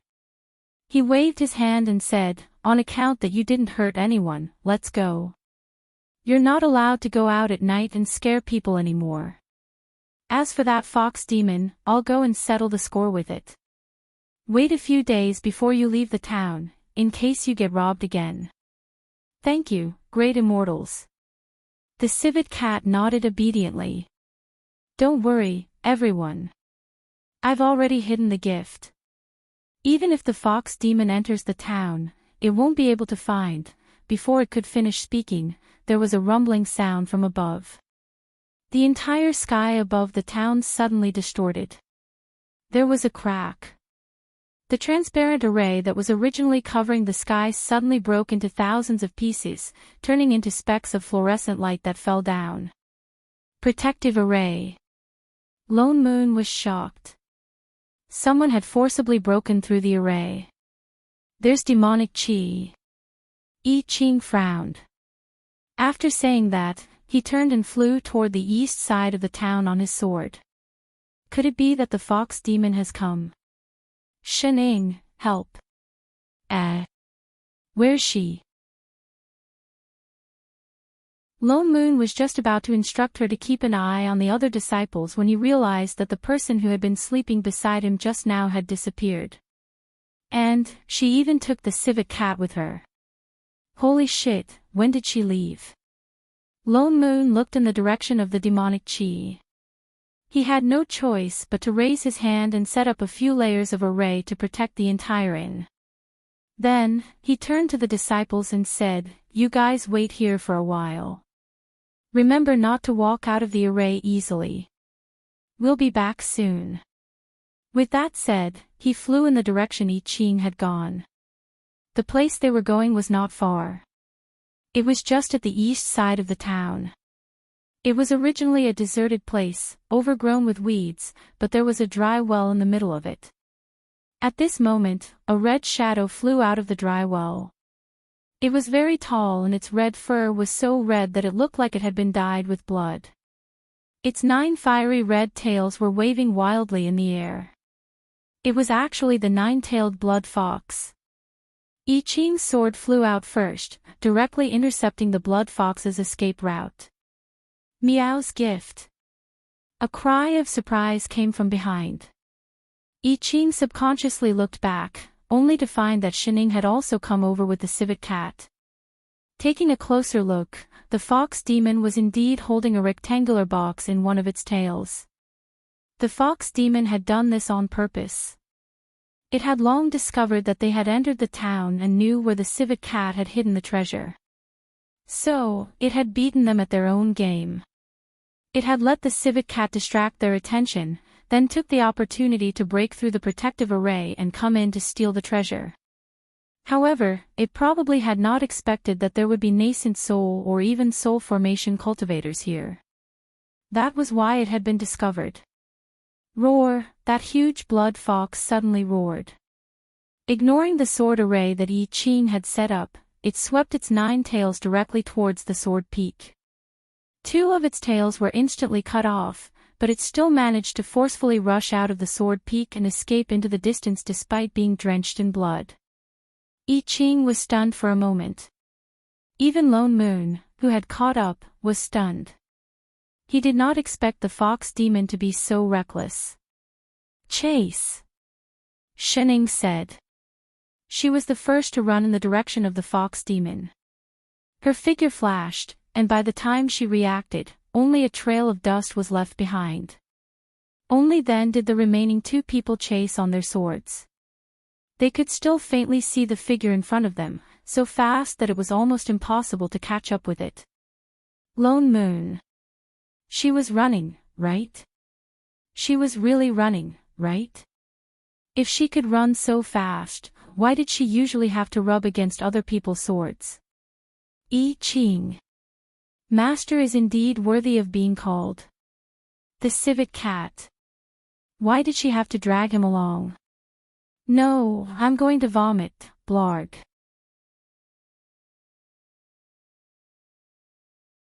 Chapter 34. Instead of saying that I Ching and Lone Moon were chasing the fox demon, it would be more accurate to say that they were chasing Shining, because her speed was too obvious. They only stopped when they reached the entrance of a cave. Shining was just standing at the entrance of the cave, in a daze. The fox demon hid in the cave. Lone Moon flew down and asked, "Why don't you go in?" Shining turned and glanced at him. She was expressionless, but Lone Moon could see the contempt in her eyes. "Don't you think there are a few words written at the entrance?" "Words? What words?" Lone Moon looked confused. But she reached out and pointed at the entrance of the cave. "There's a trap, come quickly." Indeed, the fox demon clearly knew that someone was chasing it. It could have hidden anywhere, but it ran into a cave that looked like a dead end. Nobody would believe that there was no preparation inside. Then what should we do? There's no other way. Lone Moon frowned. We can't let the fox demon refine a nascent formation pill. Otherwise, it will become a demon king after eating it, and it will be even harder to deal with. Master. I Ching stepped forward and suggested, "This cave doesn't look deep. Why don't I use a sword array to force it out?" Ha!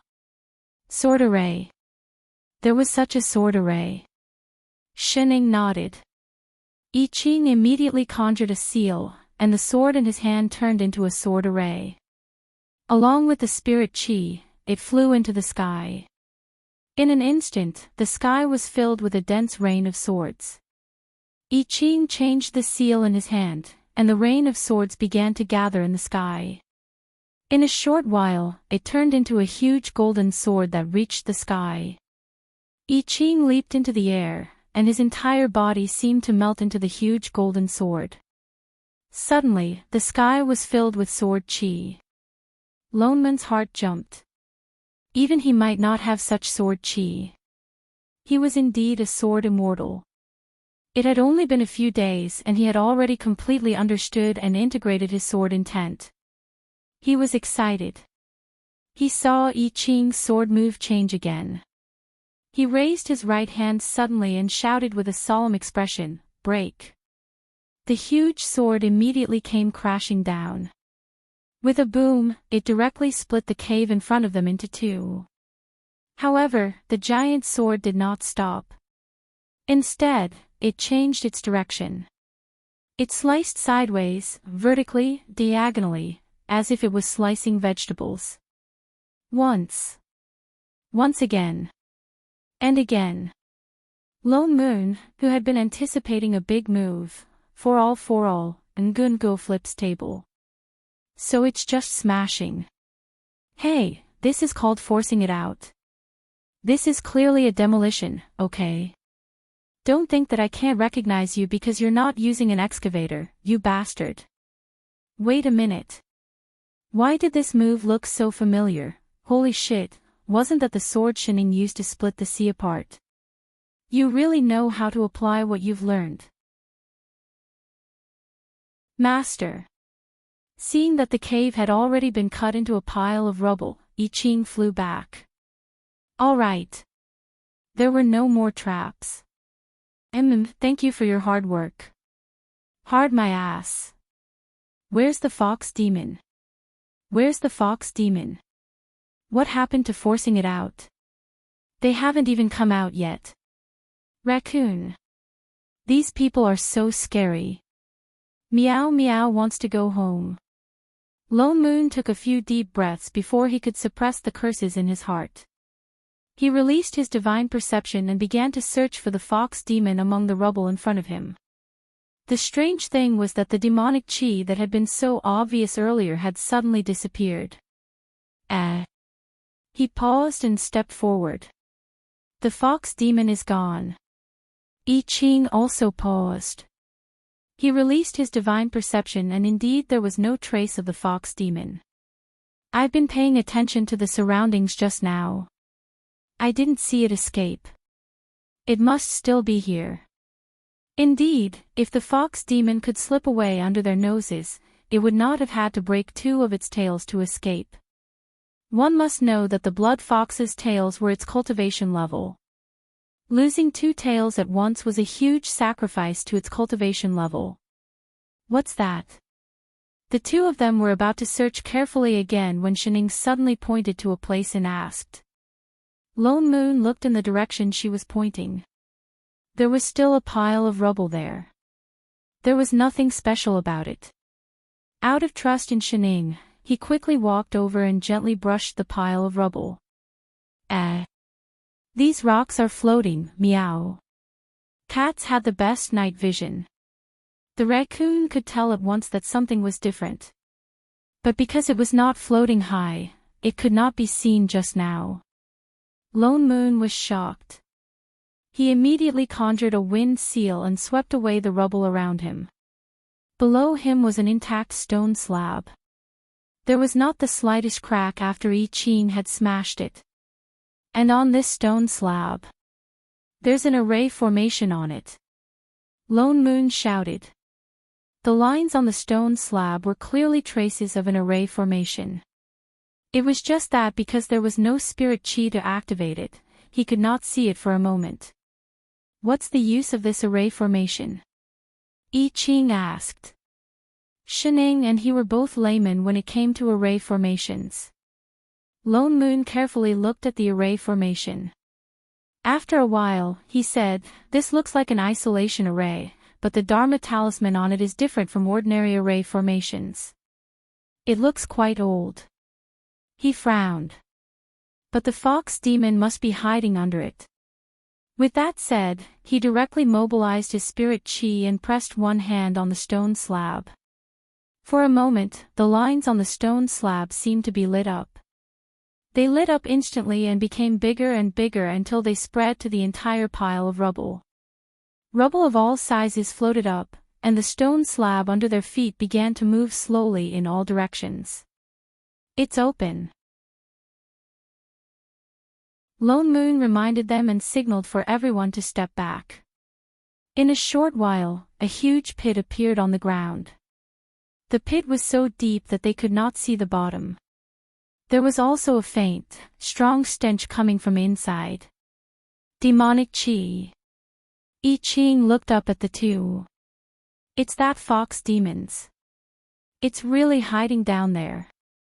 After it. Lone Moon said and jumped in. This fox demon was also very cunning. No wonder it wanted to hide back in the cave. It was dark in the cave. If they escaped into it, they would definitely not be able to find this array formation. Naturally, they would not be able to find it. But it probably did not expect that they would split the cave open. The cave was very deep. They flew down for a full 2 minutes before they landed on the ground. It was pitch black all around. Lone Moon raised his hand and summoned a ball of fire to light up the surroundings. Only then did they see clearly that there was nothing around them. It was quiet. But there was no sign of the fox demon. The demonic chi was so strong. It's so smelly here, meow. Once they jumped down, the civet cat covered its nose and subconsciously hid behind Shining. Shining looked around and reached out to touch the mountain wall. But her hand was smeared with red. Hey, is this mountain bleeding? Blood? Lone Moon was stunned. He immediately walked over and looked at the dripping mountain wall. He thought that the soil here was red, but upon closer inspection, he realized that it was not red at all. It was clearly dyed red with blood. Could it be?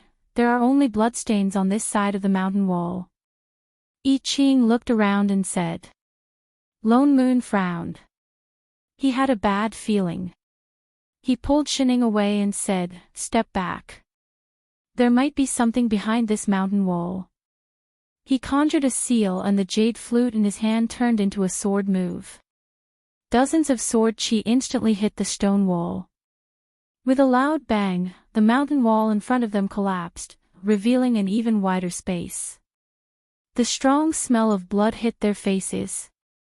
Everything was red. Be it the surroundings or the ground, there were bloodstains everywhere. There were also some decomposed limbs scattered on the ground. In the middle of the space stood a square platform.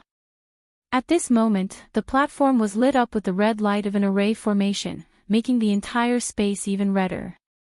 Lone Moon blurted out, "Blood sacrifice array." Indeed.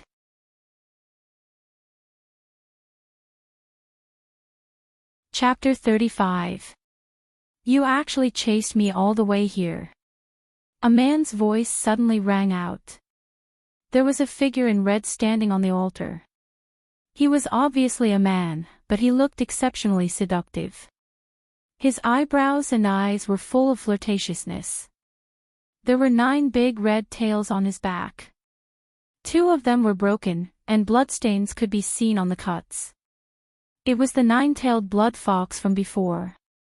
Blood fox, you killed so many people and dug out their hearts just to set up this blood sacrifice array. Lone Moon frowned and glanced around. What exactly do you want to do? The blood sacrifice array was a well-known evil array. It required human hearts as a sacrifice and the blood of thousands of living creatures as a guide to activate. It was very powerful. It was said that when the array was completed, it would form a blood cloud that would stretch for thousands of miles. Nothing would grow under the blood cloud. Obviously, this array was only half completed. The blood in the array was not enough to condense into a blood cloud, which meant that his next step was, you want to massacre the entire city. I Ching stepped forward. Obviously, he had thought of the same thing as Lone Moon. The dozen or so people he had killed were obviously not enough to activate the blood sacrifice array, but if all the people in the town were included, it would be enough. If they had not come early, the town would probably have been covered with corpses. That was my original plan. The blood fox snorted coldly. His tail, which seemed to be hiding something, suddenly moved in front of him. It lowered its head, and its originally fierce expression was instantly replaced with a face full of tenderness.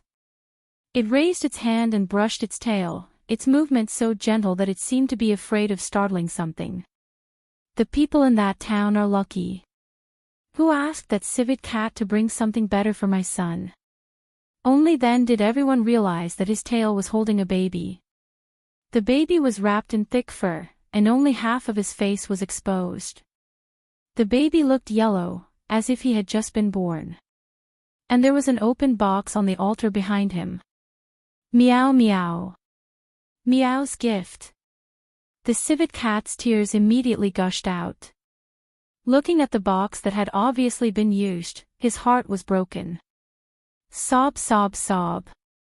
The clan leader was going to skin him. The blood fox's face was full of excitement, and there was a hint of madness in his eyes. He hugged the baby on his tail tightly and murmured, after absorbing the spirit chi of this purple cloud Lingji, my son will soon wake up. As it turned out, the reason why he had set up the blood sacrifice formation was to use the evil blood chi in the formation that could reverse heaven and earth to cure his fox cub.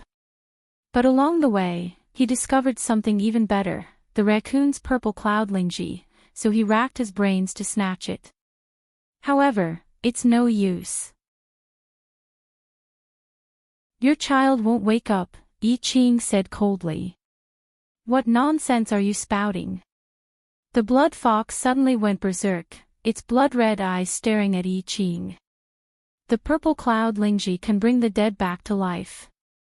It's the best healing panacea, how can it be useless? My son will wake up soon, very soon. You also know that it's only a healing medicine, not a medicine for resurrection. The violet cloud mysterious Ganoderma can't save a dead body that doesn't even have a soul. The fact that the baby had not woken up for so long was proof of that. I Ching continued, Blood Fox, the baby in your hand died when he was born. No, impossible. The Blood Fox's expression became even more frenzied. He is the son of me and Shui. He is the only bloodline that she has left for me in this world.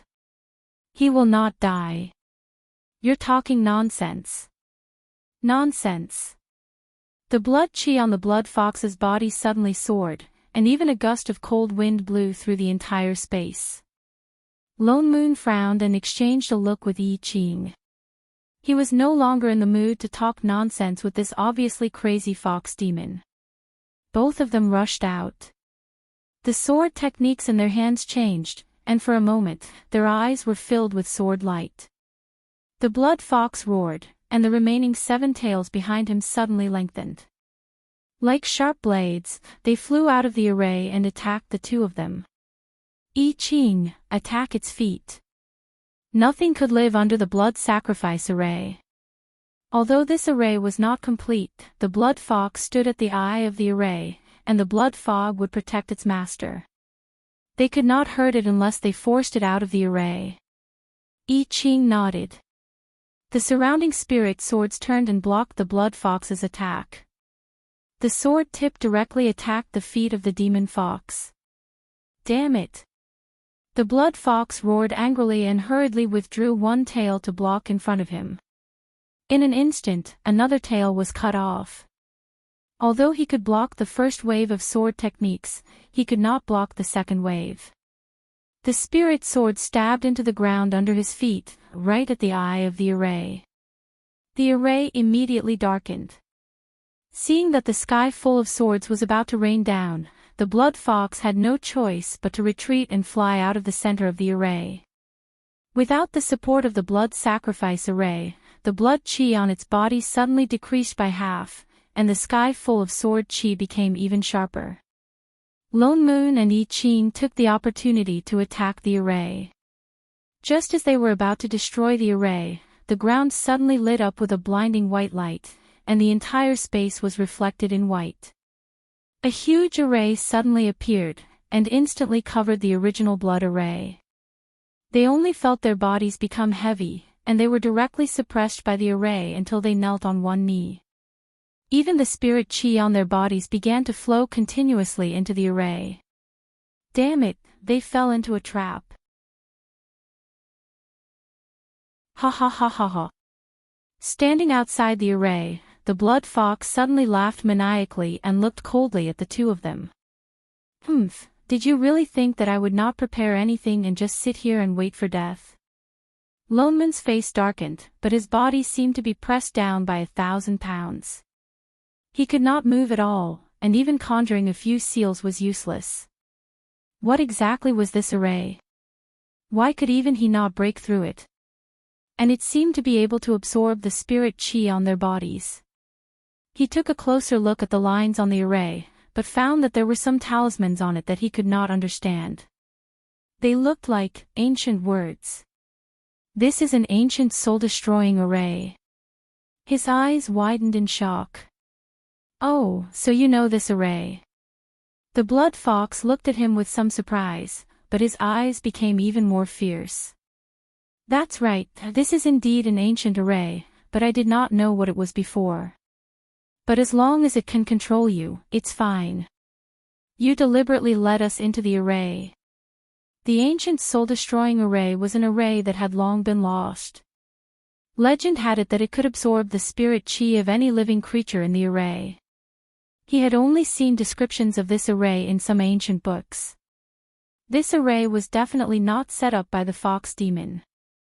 It was very likely that it had been here all along, and the fox demon had discovered it, so it deliberately set up the array eye of the blood sacrifice array here. And when they attacked just now, the spiritual chi just happened to reactivate this array. Humph, you're right. I just tried. The The purple cloud Lingji really cannot save my son. With a sweep of his foxtail, he directly swept the box on the altar to the ground. Gift. The civet cat reflexively wanted to pick it up, but was suppressed by the array and could not even get up. But, you can. The blood fox's tone changed, and his expression became even more excited. He looked at I Ching and Lone Moon as if he was looking at a gluttonous feast. Ha ha ha. I did not expect the Black Heaven sect to directly give me a soul formation and a nascent soul cultivator. With the cultivation of the two of you, in addition to this blood sacrifice array, I can once again summon my son's soul, and he can be resurrected. You still want to massacre the city? Lone Moon looked anxiously at the blood fox. So what if I slaughter them? The blood fox's expression became even more frenzied. As if thinking of something, he gritted his teeth and the murderous intent in his eyes almost overflowed. Those stupid mortals should have died long ago. It's them, they killed my Schwager. What do they mean by humans and demons are different? It's all bullsh**. Schwager and I were truly in love. What has that got to do with them? Schwager was the love of my life, but she died because of them. They should pay with their lives. Holy shit, this was supposed to be a love story. He was wondering why the dead baby in his arms was in the shape of a human. It turned out that the birth mother was a human.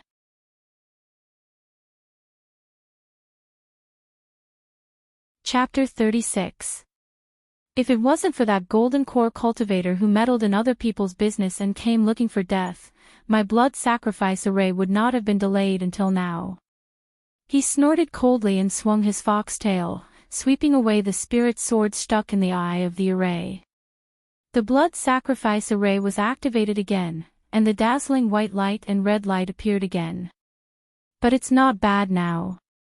After my son is resurrected, as long as he eats the two of you, he can at least form his core directly, ha ha ha ha ha. Stop. Lone Moon watched as the blood sacrifice array began to spread in all four directions at an extremely fast speed. Most of the blood was flowing directly in the direction of the small town. Lone Moon became even more anxious. Blood Fox, if you dare to massacre the entire city, my Black Heaven sect will not let you off.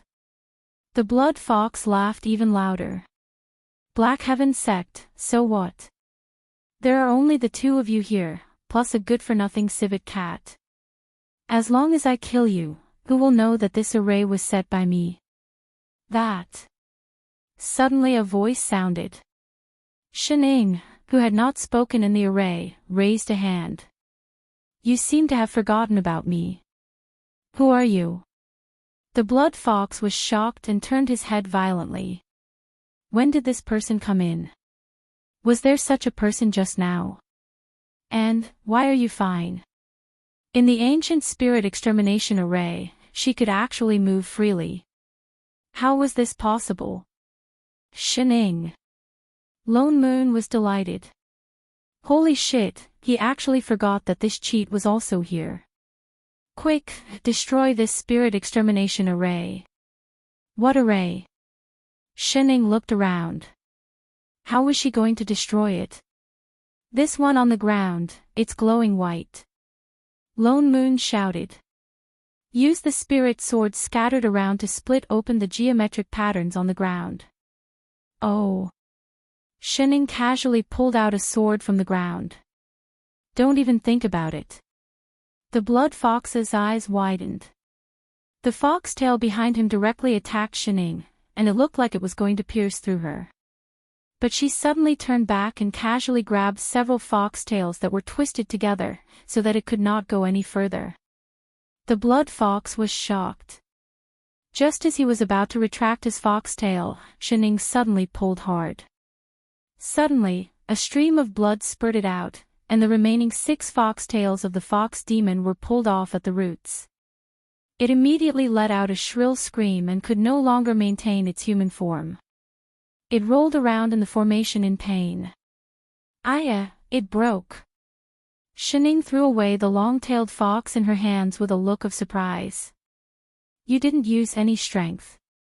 Lone Moon, Iching, Civet, suddenly, he felt that his arrival was a little unnecessary. Shining did not care about the fox anymore. She picked up a sword and stabbed it into the array that was glowing with white light. Immediately, half of the sword sank into the ground. There was a cracking sound, and the array instantly cracked. The light dimmed by more than half, but it did not directly collapse. Shining could only continue to push the sword into the soil. After a while, she felt that it was a little inconvenient. She simply stood up and lifted her leg, wanting to step the sword into the soil. Thus, she forcefully stepped out, boom. Not only the formation, but even the surroundings began to shake violently. The ground rumbled, and long grooves the width of an arm appeared. The white light instantly dimmed, shattering the formation. Lone Moon. Why did you have to use a sword when you could have broken it with just one foot? I Ching's body relaxed. The huge feeling of restraint disappeared, and even the loss of spirit chi stopped. Just as he got up, he saw that the fox demon on the ground had turned into a cloud of red mist and was trying to escape. He waved his sword, creating dozens of spirit swords that pierced through the fox demon's body, pinning it to the stone wall. There was nowhere to escape. Master, what should we do with this fox demon? Shining looked at the half-dead blood fox on the stone wall. A trace of doubt flashed across her face. Just as she was about to speak, Lone Moon spoke first. Do you even need to ask? This fox demon actually wanted to massacre the city. Such a lunatic, it deserves to die. If you want to kill, then kill me. The blood fox snorted coldly. The blood on its body flowed freely, but it still had a fierce look on its face. I only regret that I did not kill those mortals in the town as soon as possible to avenge my wife and children.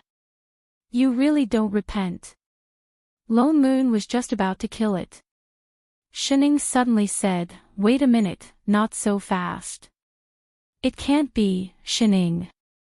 Lone Moon tugged at her sleeve and said in a low voice with a look of disapproval, You don't sympathize with this demon and want to let it go, do you? Forget about that fiendish cultivator. He was not bad in nature, and his actions were pardonable. But this demon fox was full of blood and murderous aura. If she let it go now, who knew how many people would die in the future?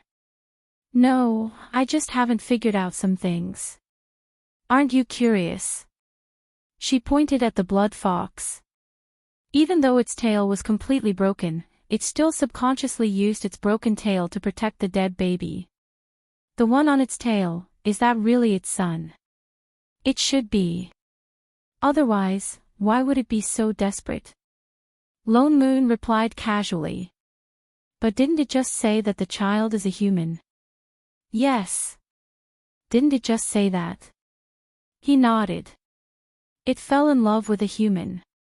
It is a demon, and it has demonic aura on it. It can't be with a human, that's why people say that humans and demons have different paths. Mortals have always been afraid of demons. It's normal for them to reject people who love demons. That's why it wanted to take revenge on the people in the town. Can a human and a demon really have children? I think so. Wasn't there one? Is there no reproductive isolation? He really hadn't thought about this question. Did you freaking think for half a day just to ask this question? Look, in theory, individuals of different species are controlled by different genotypes. They have different reproductive behaviors and related reproductive rates. That's why the gene flow between species is restricted or prevented. It's impossible for different species to produce offspring. Why did she suddenly become so academic? He used to study finance, not biology. He didn't understand at all. But, why do I feel that it makes so much sense? Reproductive isolation is restricted. It's impossible for humans and animals to reproduce. So. She tilted her head. Where did that child come from? Lone Moon and I Ching, half a minute later, they both turned to look at a certain demon on the mountain wall. Suddenly, they felt that its fur was a little green. Shining asked seriously, well, are you sure it's that child's biological father? The blood fox, a while later. Pfft, the fox spat out a mouthful of blood. Its mouth moved, but it couldn't squeeze out a word. In the next moment, its head tilted to the side and there was no more sound. It was suffocating to death. Lone Moon and I Ching, two pairs of eyes turned to Shining. Why are you looking at me? Shining hesitated. Did I say something wrong? Lone Moon. He didn't know where to start. I Ching, +1.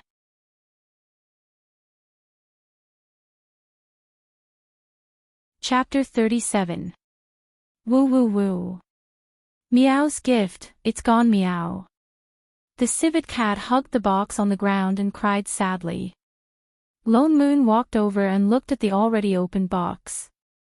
The spirit herb in the box had already withered. He sighed and said, the spirit chi in this herb has been sucked dry. Don't think too much about it. The civet cat had thought that the fox demon was using it to refine pills and wouldn't use it so soon. He didn't expect that he had to save his son. He was too late. The civet cat cried even harder when he heard that. Shining turned to look at the box in his hands. Only then did she realize that there was a dried-up radish. It doesn't look like a radish. It's a purple cloud lingji, Lone Moon corrected. She picked up the leaf curiously. Apart from being purple, it looked like a radish everywhere.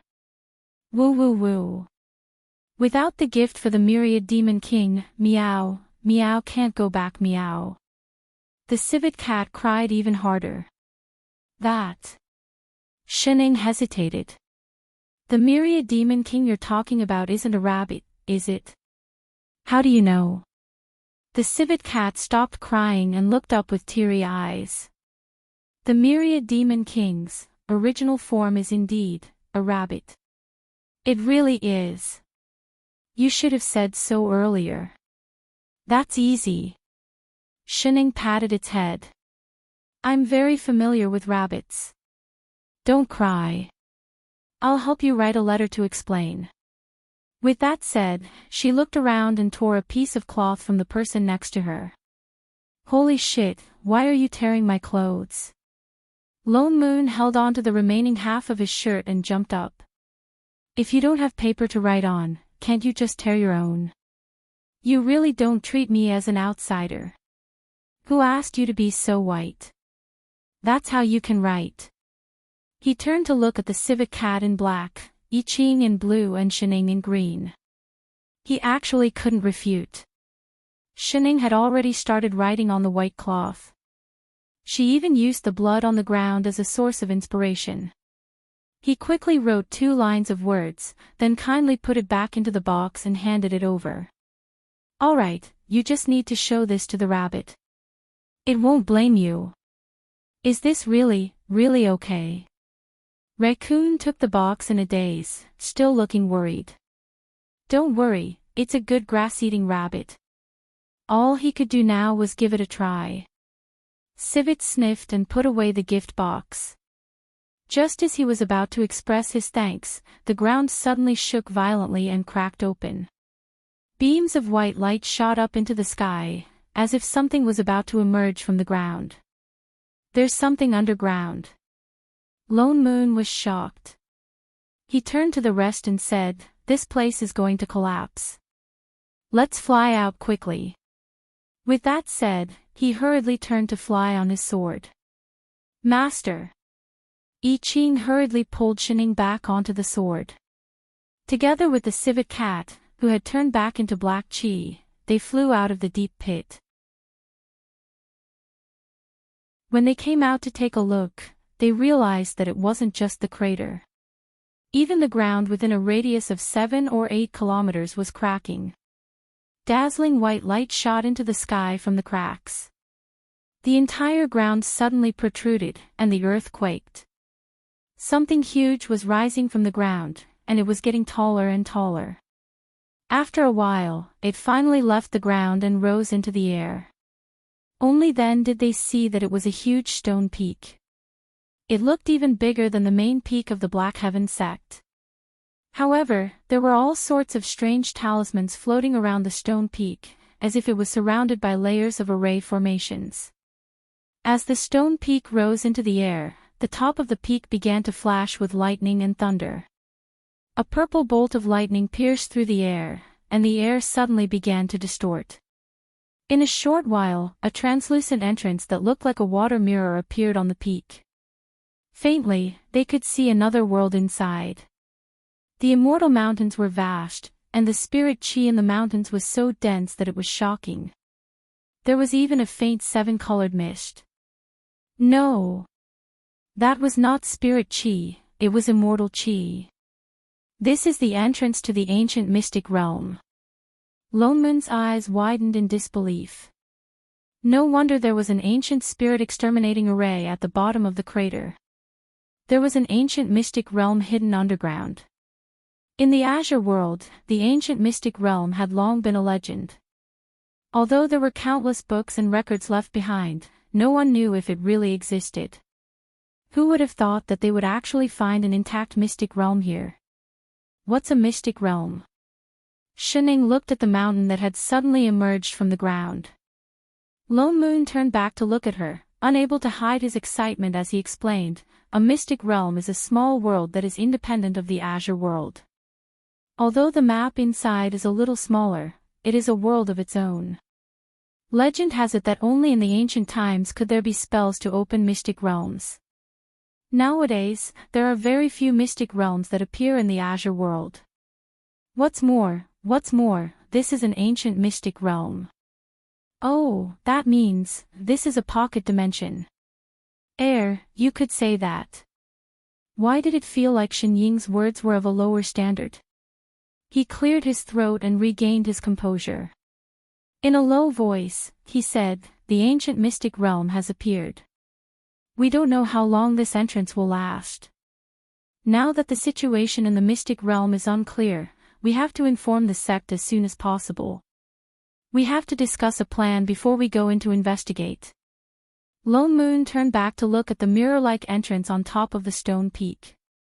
He did not know whether it was a good or bad thing that this mystic realm had appeared near the Black Heaven sect. Let's not waste any more time. Let's go straight back to the sect. Shining and I Ching had no objections, so they nodded and bade farewell to the civet cat. Together, they turned back and flew in the direction of the Black Heaven sect. Lone Moon flew very fast, almost at the fastest speed he could fly on his sword. It only took him half the time to return to the sect. When he arrived, he vaguely felt that he had forgotten something, but he did not have time to think about it. Sigh, forget it, it's not important. Ching'an and the disciples who were waiting at the inn. When will Uncle Master come back to remove this array? At the same time, in the pantheon of demons. The rabbit monarch, who had finally received a congratulatory gift, opened the crumpled white cloth in the box.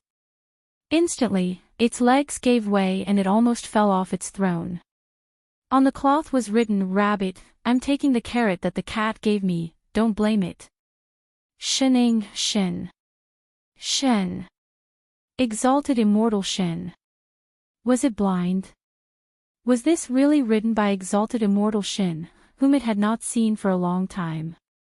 But in this world, she was the only one who called the purple cloud Lingji a carrot. But it was fine if she took the congratulatory gift, but why did she write a letter in blood? Was it a threat? This was a blatant threat. But, what did Bunny do wrong? Why didn't exalted immortal say it? The rabbit monarch's little heart trembled. Once again, it felt the fear of being ruled by a glutton on the night of the 1,000 demon meat. It's over, what do I do? It thought for a moment, then immediately turned around and ordered, Someone, hurry, hurry, check what else is in the treasury, send everything to Exalted Immortal Shin's old residence. Yes, leave nothing behind. Also, go and clean up Exalted Immortal Shin's old residence. Yes. The kind that is spotless. Forget it, I'll go myself.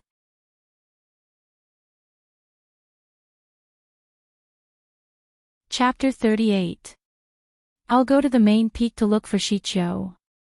As soon as they returned to Black Heaven Sect, Lone Moon gave them a few instructions. He did not bother about the other two and hurriedly went to find the sect leader to discuss the mystic realm. I Ching sent Shining back to Inyuan Peak and looked at the sky. It's almost noon. Master, please wait for a moment. I'll go collect today's ingredients and be back soon. All right. Shining nodded. She turned around and entered the house. She sprawled on the stone table and dozed off. So tired. She did not sleep at all to deal with the green fox. She was really sleepy. After lying there for a while, his upper and lower eyelids were about to fall in love. I Ching, who had just left, came back with a conflicted look. So fast. Shining tilted her head and glanced at him. Where's the food you collected? Didn't he go to collect the ingredients? Why did he come back empty-handed? Master. I Ching looked guilty. The people from the External Affairs Hall said that our monthly amount of spirit rice has been collected. Ah. She was stunned. Isn't there an unlimited supply? I just found out too. There is a limit to the monthly supply of spirit rice. If he had known earlier, he would not have made so many pastries. It was all that freeloader's fault. Yes, he must have eaten too much and caused Master to have no rice to cook. The External Affairs Hall said that we can use spirit stones to exchange with other disciples, but Shen Ying's mouth twitched. I understand. They had no money. After a few months, she finally remembered the biggest crisis since she transmigrated, poverty. Don't worry, Master. In 2 days, it will be the day of the sect's distribution. I can collect my spirit stones then. I Ching immediately comforted her. And there are many beasts around Black Heaven Sect. Master may have to eat some meat these few days. I'll go catch it now. What a good chef. Shining sighed. As a master, she was so poor that she could not even afford to pay for a meal. She even had to let her disciple hunt for wild animals. It was really too convenient. Then I'll leave it to you. Shining patted his shoulder. Go, I'll wait for you. Yes, Master. No problem, Master. I Ching nodded vigorously, turned around and flew away.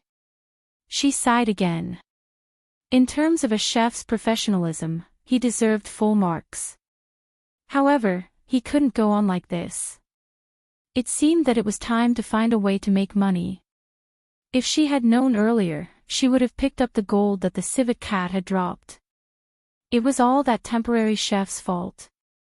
Achoo! On the main peak, Lone Moon, who was in the middle of a discussion, sneezed. Ha! Why did it feel like someone was scolding him? Uncle Master. Shichio gave him a puzzled look. It's okay, you can continue. All right, I feel that the matter regarding the ancient mystic realm is of great importance. The reappearance of the ancient mystic land was a good thing. When he first heard the news, he was ecstatic. After all, it was an ancient mystic land. Moreover, no one had ever set foot in it before. Who knew how many rare treasures were hidden inside? Who wouldn't like it? Who wouldn't be excited? However, after the ecstasy, a bit of worry surfaced in his heart. Before, the spiritual light shot into the sky. The various sects must have sensed it and sent people to investigate. It won't be long before everyone knows about this. Yes, I'm aware of that. Lone Moon nodded. But this mystic realm appeared in Black Heaven sect's territory after all. We can't just ignore it. As for the matter of entering the mystic realm, you are the sect leader, so this matter is up to you to decide. I just feel that there's a limit to how long the secret realms can remain open. Since this is something that the sects will find out about sooner or later, I'm sure they'll find out sooner or later. Why don't we directly inform the 3 sects and 6 schools and invite them to enter the mystic realm together to find out what's going on? Shichio said in a low voice. As for the candidates to enter the mystic realm, it's up to each sect to decide. After all, this is an ancient mystic realm. There are opportunities and risks. It all depends on one's luck. Yes, I think so too. Lone Moon nodded. If that's the case, I'll send word to the various sections. Shichio bowed and quickly walked out the door. Lone Moon thought about it and turned to go to Lingxiao Peak. After all, this was a big matter. He needed to let the other 2 supremacies know so that they could decide who would enter the mystic realm as soon as possible.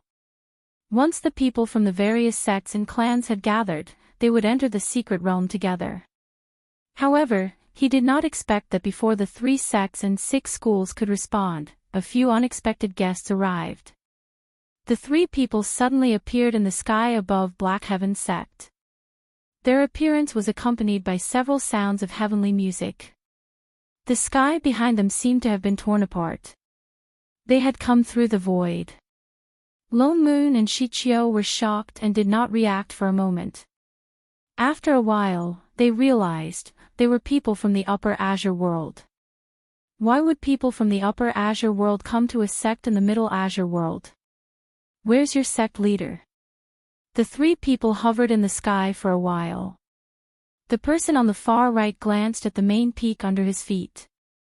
His eyes were full of contempt, as if he despised everything around him. He even released a faint coercion from his body. This was the coercion of a soul formation cultivator. Shichio was shocked. He stepped forward and said, I am Black Heaven sect leader Shichio. May I know why the supremacies of the Upper Azure world are here? Only then did the 3 of them descend from the sky and stop at the entrance of the main hall. They looked at Shichio with a look of disdain, but when they saw Lone Moon beside him, they froze for a moment. Their eyes darted around and they finally looked a little more cautious. I am an elder of the Xianyuan family of the Upper Azure world. My Daoist name is Qin Yin. These 2 are my senior brothers. Qin Yin raised his head slightly and said proudly. Shichio was even more shocked. The Xianyuan family.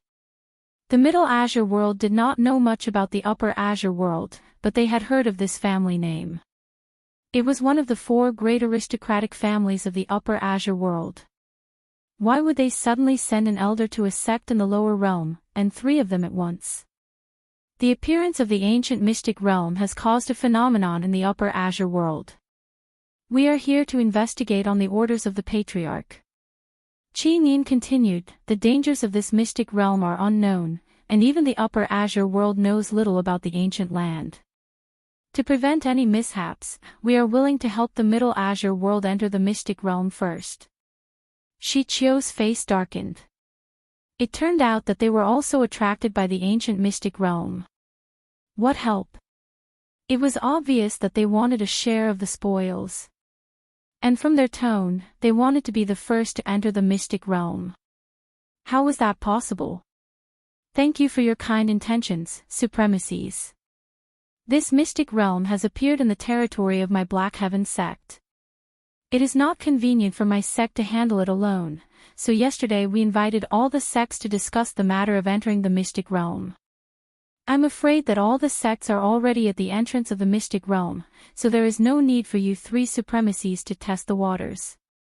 What? Qin Yin was stunned. He did not expect that after someone discovered the ancient mystic realm, not only did they not rush to claim ownership of it and claim it for their own sect, but they even informed the other sects to share it. His brows furrowed instantly. Indeed, they were just cultivators from the lower realm. A bunch of idiots. The suppressive force of a soul formation cultivator was immediately released towards the other party.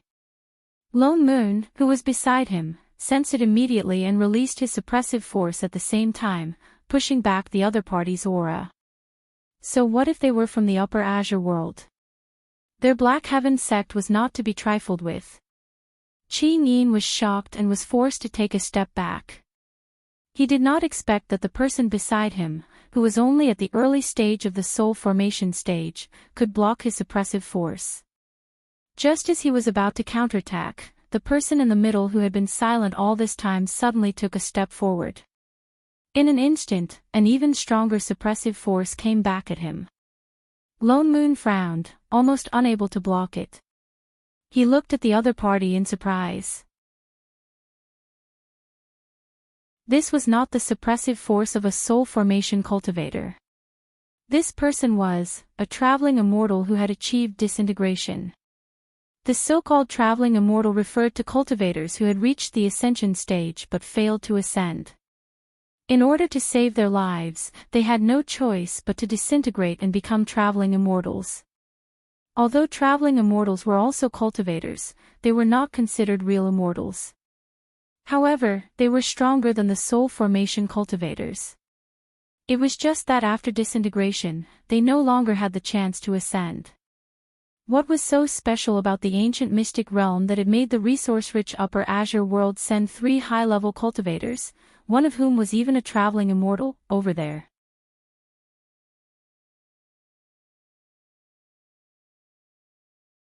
Chapter 39. You're a sword cultivator. The traveling immortal was shocked as well. An early-stage soul formation cultivator could actually remain unscathed under his coercion. Only a sword cultivator could do that. Yes. Lone Moon answered and became even more vigilant. Senior brother Qing Lan and the rest. Qing Yin stepped forward as if he wanted to say something. Forget it. The traveling immortal cut him off. Since this matter has already been publicized, let the others enter if they want to. But we have already warned you about the risks inside. Take care of yourselves. Qing Yin seemed to have thought of something and his lips curled into a malicious smile. That's true. Anyway, only cultivators with at least nascent soul cultivation can enter the mystic realm. Other sects can also enter if they want. Every ancient realm is filled with ferocious beasts.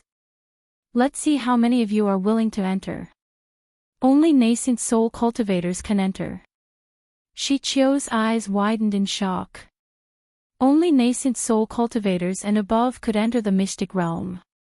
Although Black Heaven sect had many nascent soul cultivators, they could not compare to the Upper Azure world.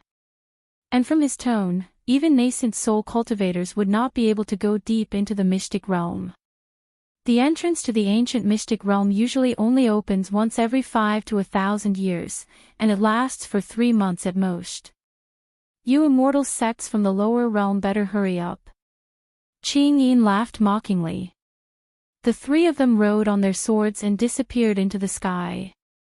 Needless to say, they must have entered the mystic realm. What should we do? The more Shi Qiu thought about it, the more conflicted he became. Of course they had to enter, and they could not be late. Who knew if the upper realm would send more people? After all, this was an ancient mystic realm. But Black Heaven sect had a limited number of nascent soul cultivators and could not send all of them in. Moreover, 2 of the 3 soul formation cultivators were still in seclusion and could not come out. I'll go in and see what's going on. Lone Moon also thought of this and said in a low voice, let's not talk about what's going on in the mystic realm. Just this trip by the 3 of them has created a feud with Black Heaven sect.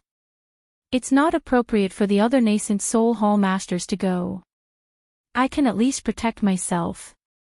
Uncle Master. He was indeed the most appropriate person to go.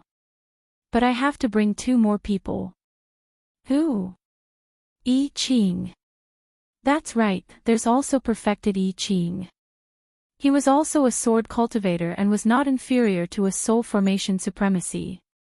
He was indeed very suitable. There's also his master. What? Shi Qiu was stunned. He has a master. Lone Moon had a good plan. That traveling immortal did not look easy to deal with, and no one knew what was in the mystic realm. In this situation, he could only use cheats. Given Xinying's perverted powers, bringing her along would be more useful than bringing along a dozen soul formation cultivators.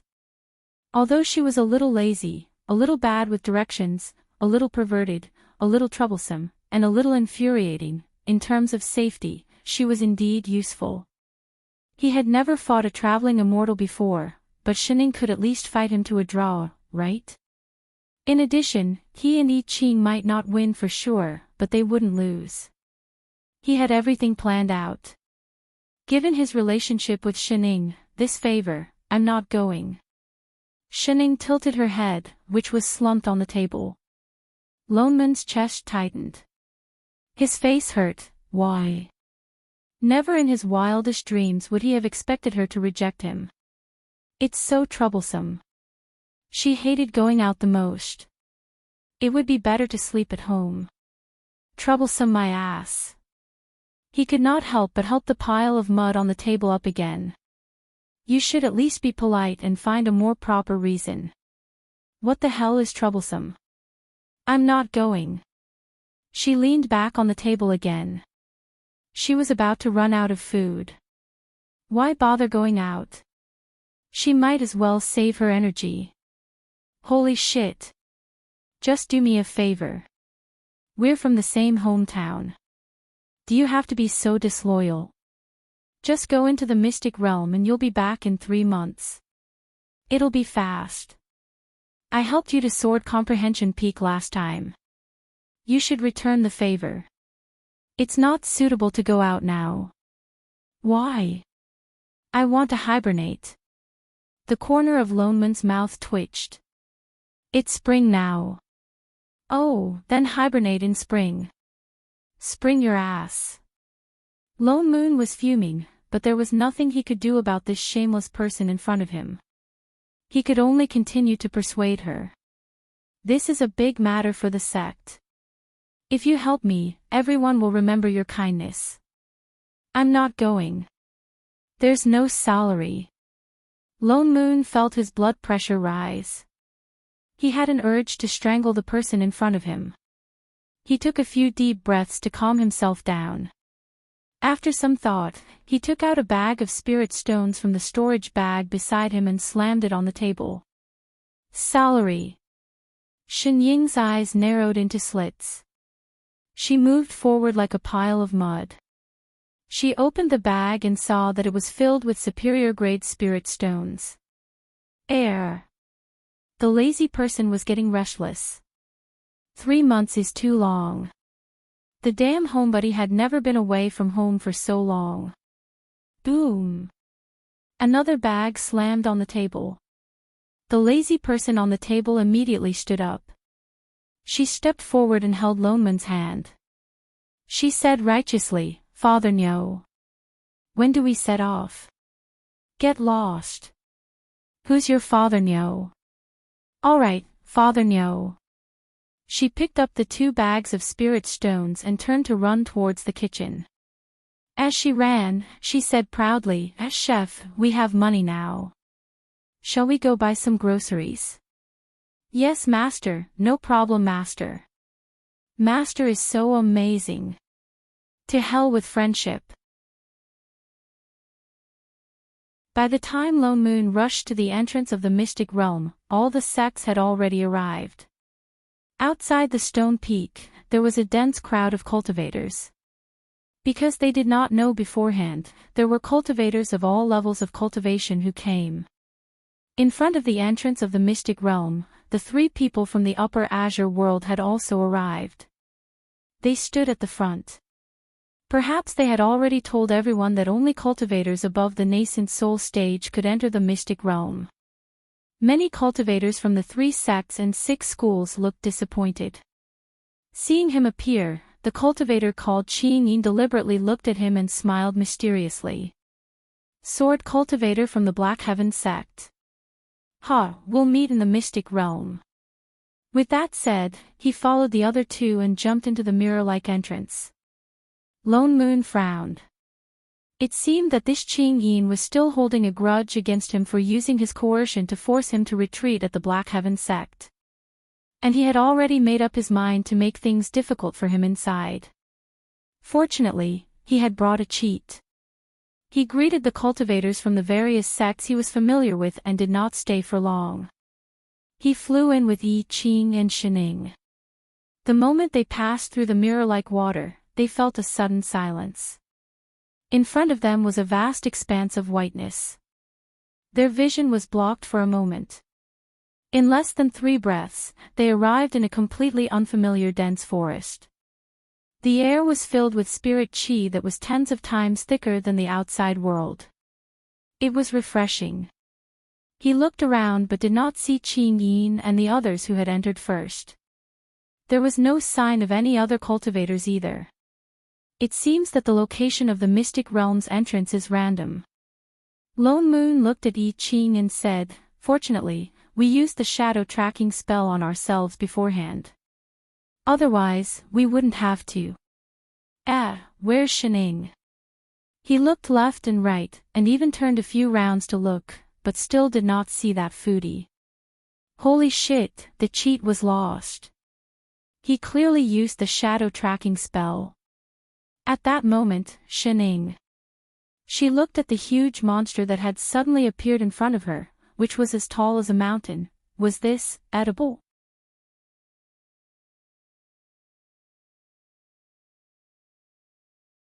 Chapter 40.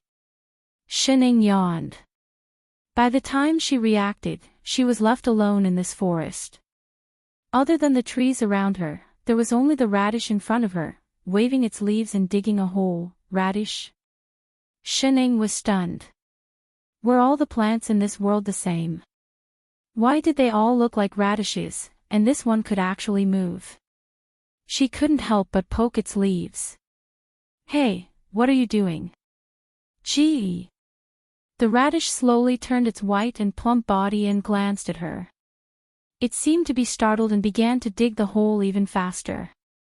Gee. It didn't care if the hole was dug properly or not, and the whole radish desperately stuffed itself into the half-dug hole.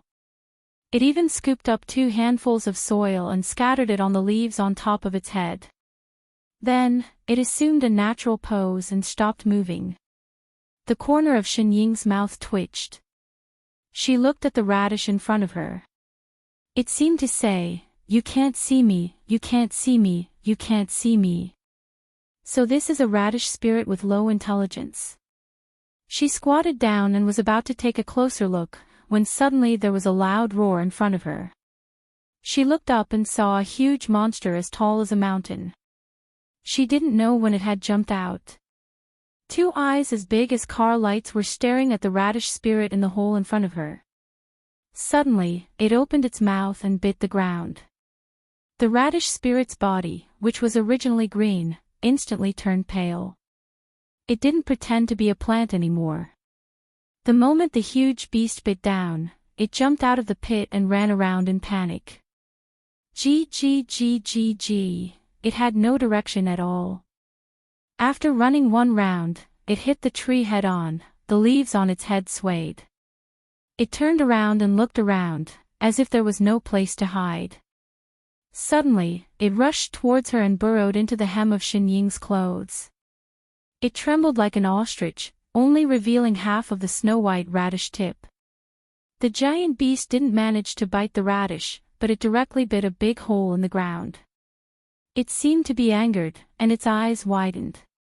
It looked up and looked straight at Shining, instantly treating her as an enemy who snatched the radish. The scales on its body exploded and it opened its mouth to roar threateningly at her. Roar! A gust of wind with a strong fishy smell instantly blew on her face. The giant beast opened its mouth wide again, as if it wanted to swallow Shining whole. Shinying's brows furrowed. She reached out and slapped him. It stinks. With a bang, the monster's head smashed into the ground like an iron ball, creating an even bigger pit. The huge impact even caused the ground to tremble. Half of the monster's body was instantly buried in the ground, the kind that could not be pulled out. The 6 feet it had left on the ground straightened, and there was no more movement. Shining frowned and fanned herself in front of her nose. After a while, she fanned away the stench. This little animal had such a big breath.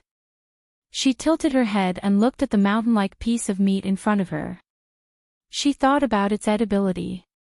Could it be eaten with bad breath? Unfortunately, Chef was not by her side. She thought about it and decided to give up. She would find Chef and Father Neo first. Thus, he turned around and looked for a random direction to look for someone. "Why are you following me?" Just as he took 2 steps, he turned around and saw that there was an extra tail behind him. The radish spirit was hopping after him. Gee. The radish shook its leaves and hopped over at a faster speed. A few of its leaves wrapped around her leg as if trying to please her. It said excitedly, Gee, what the hell was that? Shining shook her leg and shook off its leaves. Go squat in your radish pit. She did not like radishes. Gee.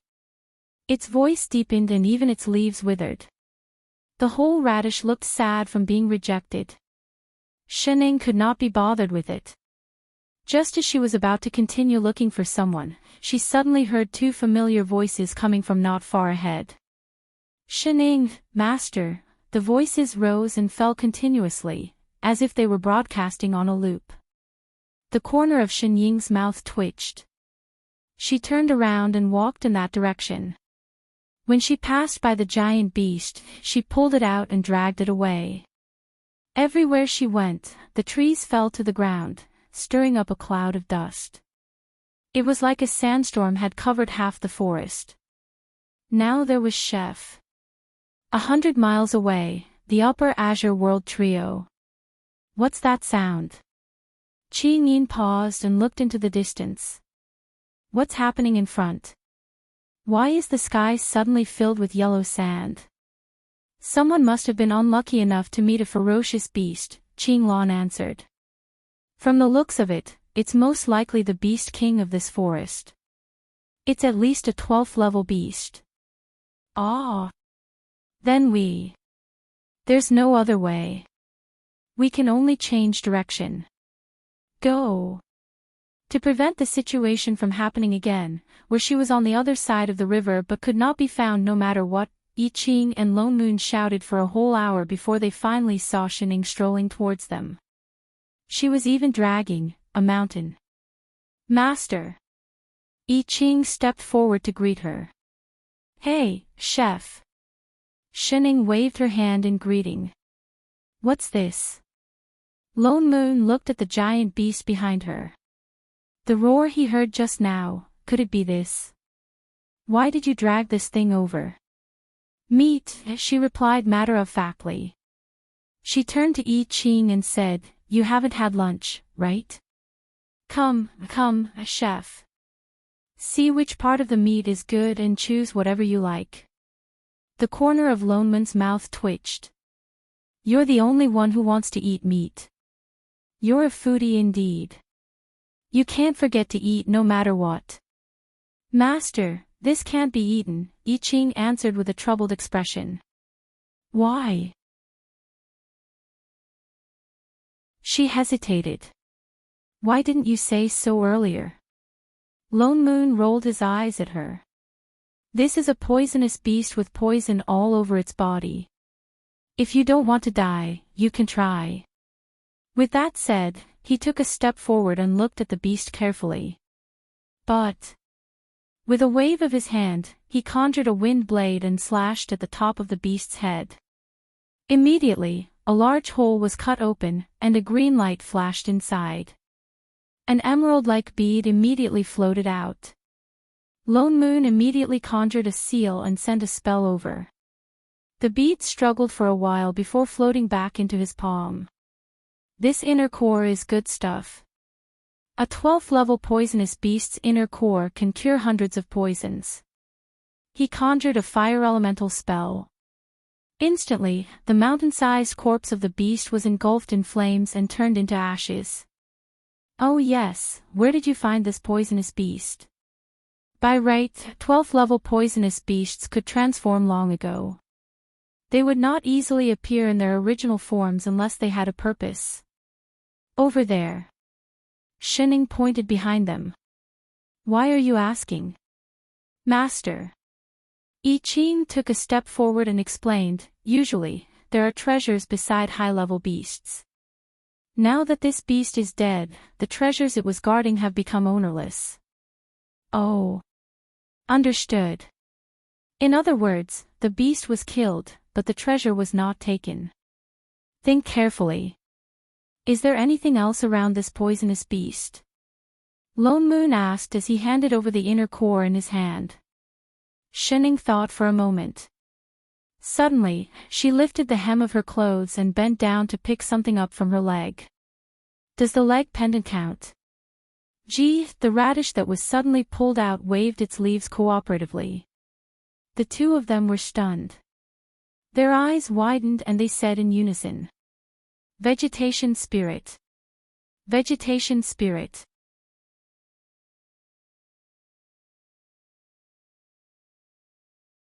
Chapter 41. What's a vegetation spirit? Shining paused. It looked like a radish no matter how she looked at it. A vegetation spirit is a living thing formed by the accumulation of spirit chi, Lone Moon explained.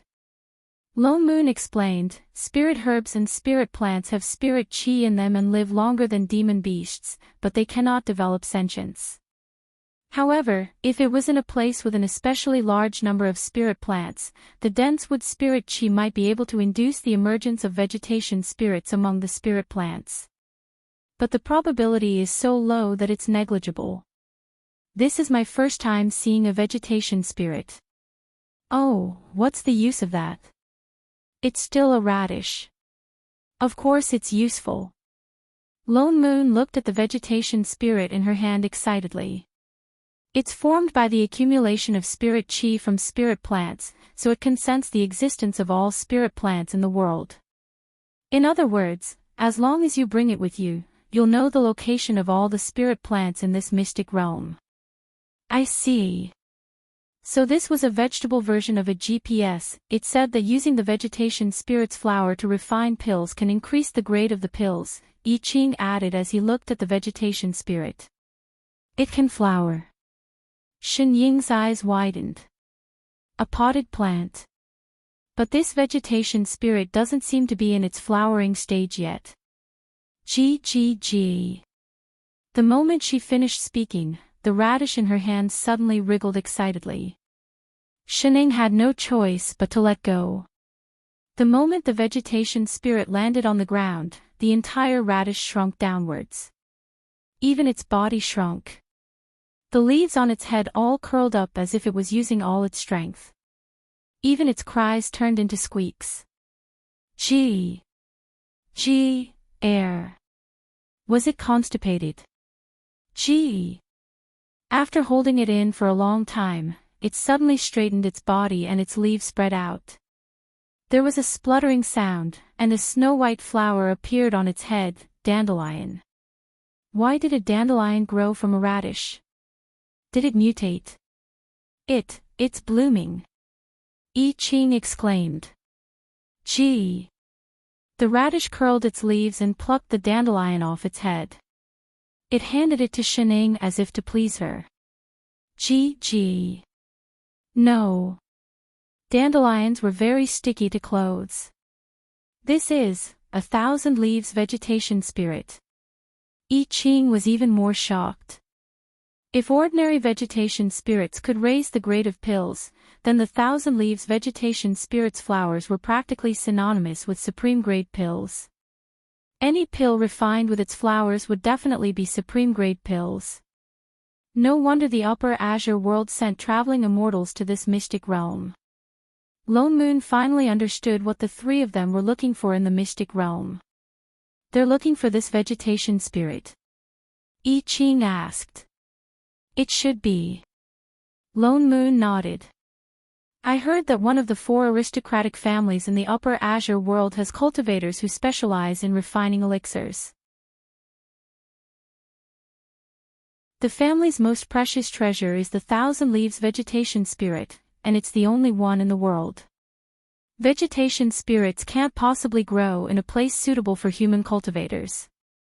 They also need dense wood spirit chi, I Ching continued.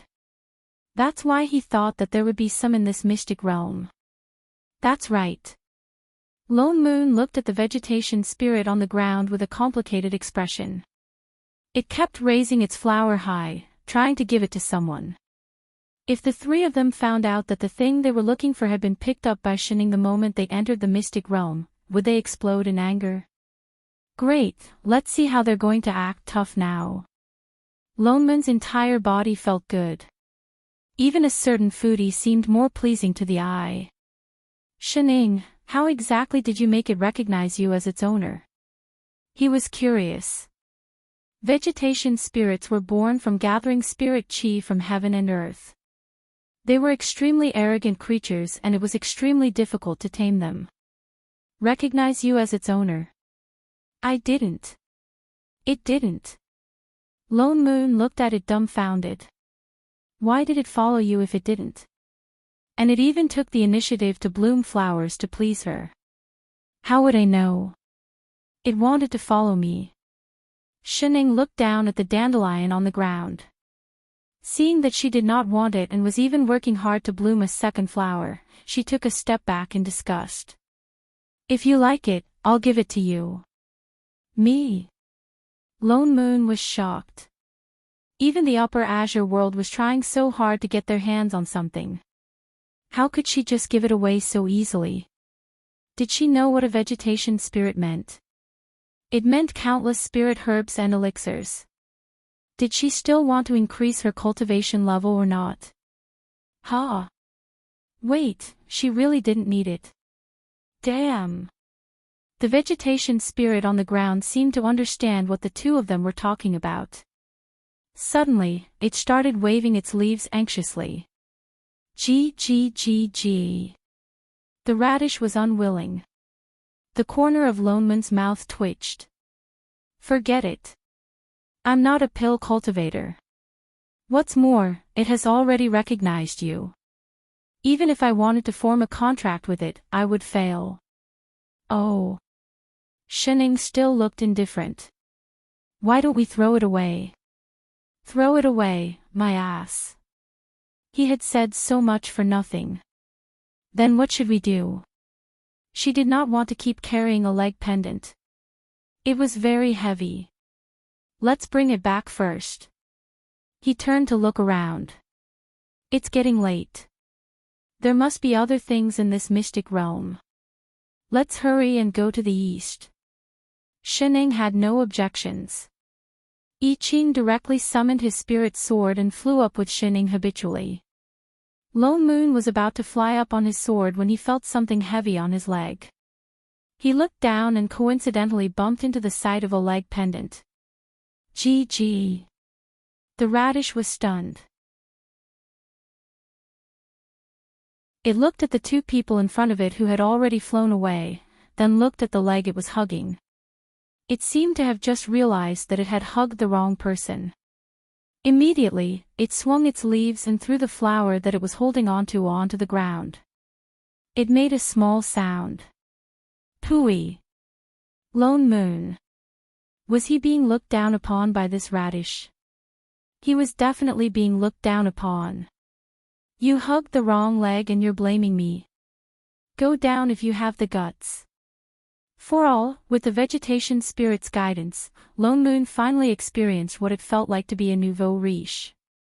Those high-grade spirit grasses and spirit plants were like his own backyard deans. Every single one of them was harvested accurately, and every single one of them was a spirit plant that was over 10,000 years old. What's more, he did not have to do anything himself. The vegetation spirit only had to wave its leaves lightly and those spirit herbs would fly into the storage bag on their own. Just thinking about the reaction of the three people in the upper azure world when they found nothing made him feel that this trip was really worth it. They spent more than a month until their storage bags were full. Only then did they give up harvesting and focus on flying towards the center of the mystic realm. The three of them flew for 4 to 5 days before they finally exited the endless forest. Suddenly, a wasteland appeared in front of them. Compared to the forest before, this place was like the other extreme. There were steep cliffs and strange rocks everywhere. There was not a single bit of green in sight. It was so quiet that not even the sounds of insects and birds could be heard. The spirit chi here is a little strange. I Ching frowned and suddenly said, "What do you feel?" Lone Moon could also see that there was something strange about this place. He became alert. "I'm not sure yet." I Ching shook his head. The spirit chi here was very thick, even thicker than in the forest before. But for some reason, he felt that there was something strange about this spirit chi. There must be something hidden here. Be careful. Lone Moon nodded. He slowed down the speed of his flying sword and flew forward. They flew for a few more hours. They could no longer see anything apart from the rocks. But they did not find anything strange. "Don't you feel?" Shining suddenly said, "A little hot?"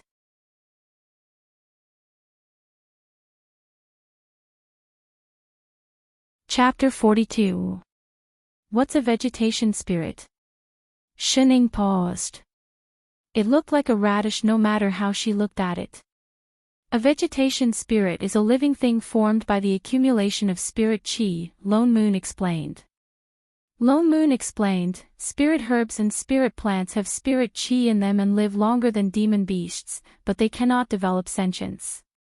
However, if it was in a place with an especially large number of spirit plants, the dense wood spirit chi might be able to induce the emergence of vegetation spirits among the spirit plants. But the probability is so low that it's negligible. This is my first time seeing a vegetation spirit. Oh, what's the use of that? It's still a radish. Of course it's useful. Lone Moon looked at the vegetation spirit in her hand excitedly. It's formed by the accumulation of spirit chi from spirit plants, so it can sense the existence of all spirit plants in the world. In other words, as long as you bring it with you, you'll know the location of all the spirit plants in this mystic realm. I see. So this was a vegetable version of a GPS. It said that using the vegetation spirit's flower to refine pills can increase the grade of the pills, I Ching added. It can bloom. Shen Ying's eyes widened. A potted plant. But this vegetation spirit doesn't seem to be in its flowering stage yet. Gee. The radish in her hand suddenly wriggled excitedly. Shening had no choice but to let go. The moment the vegetation spirit landed on the ground, the entire radish shrunk downwards. Even its body was curled up. The leaves on its head all curled up as if it was using all its strength. Even its cries turned into squeaks. Gee, air. Was it constipated? Gee. After holding it in for a long time, it suddenly straightened its body and its leaves spread out. With a puff, a snow-white flower appeared on top of his head. Dandelion. Why did a radish grow a dandelion? Did it mutate? It's blooming. I Ching exclaimed. Gee. The radish curled up its leaves and plucked the dandelion off its head. It handed it to Shening as if to please her. Gee. No. Dandelions were very sticky. This is the 1,000 leaves vegetation spirit. I Ching was even more shocked. If ordinary vegetation spirits could raise the grade of pills, then the 1,000 leaves vegetation spirit's flowers were practically synonymous with supreme grade pills. Any pill refined with its flowers would definitely be supreme grade pills. No wonder the upper azure world sent traveling immortals to this mystic realm. Lone Moon finally understood what the three of them were looking for in the mystic realm. They're looking for this vegetation spirit. I Ching asked. It should be. Lone Moon nodded. I heard that one of the 4 aristocratic families in the upper azure world has cultivators who specialize in refining elixirs. The family's most precious treasure is the 1,000 Leaves vegetation spirit, and it's the only one in the world. Vegetation spirits can't possibly grow in a place suitable for human cultivators. They also need dense wood spirit chi, I Ching continued. That's why he thought that there would be some in this mystic realm. That's right. Lone Moon looked at the vegetation spirit on the ground with a complicated expression. It kept raising its flower high, trying to give it to someone. If the three of them knew that the thing they were looking for had been picked up by Shining the moment they entered the mystic realm, would they explode in anger? Great, let's see how they're going to act tough now. Lone Moon's entire body felt good. Even a certain foodie seemed more pleasing to the eye. Shining, how exactly did you make it recognize you as its owner? He was curious. Vegetation spirits were born from gathering spirit chi from heaven and earth. They were extremely arrogant creatures and it was extremely difficult to tame them. Recognize you as its owner? I didn't. It didn't. Lone Moon looked at it dumbfounded. Why did it follow you if it didn't? And it even took the initiative to bloom flowers to please her. How would I know? It wanted to follow me. Shining looked down at the dandelion on the ground. Seeing that she did not want it and was even working hard to bloom a second flower, she took a step back in disgust. If you like it, I'll give it to you. Me? Lone Moon was shocked. Even the upper azure world was trying so hard to get their hands on something. How could she just give it away so easily? Did she know what a vegetation spirit meant? It meant countless spirit herbs and elixirs. Did she still want to increase her cultivation level or not? Wait, it seemed like she really did not need it. Damn. Instead, the vegetation spirit on the ground seemed to understand what the two of them were talking about. Suddenly, it began to wave its leaves anxiously. Gee. The radish was unwilling.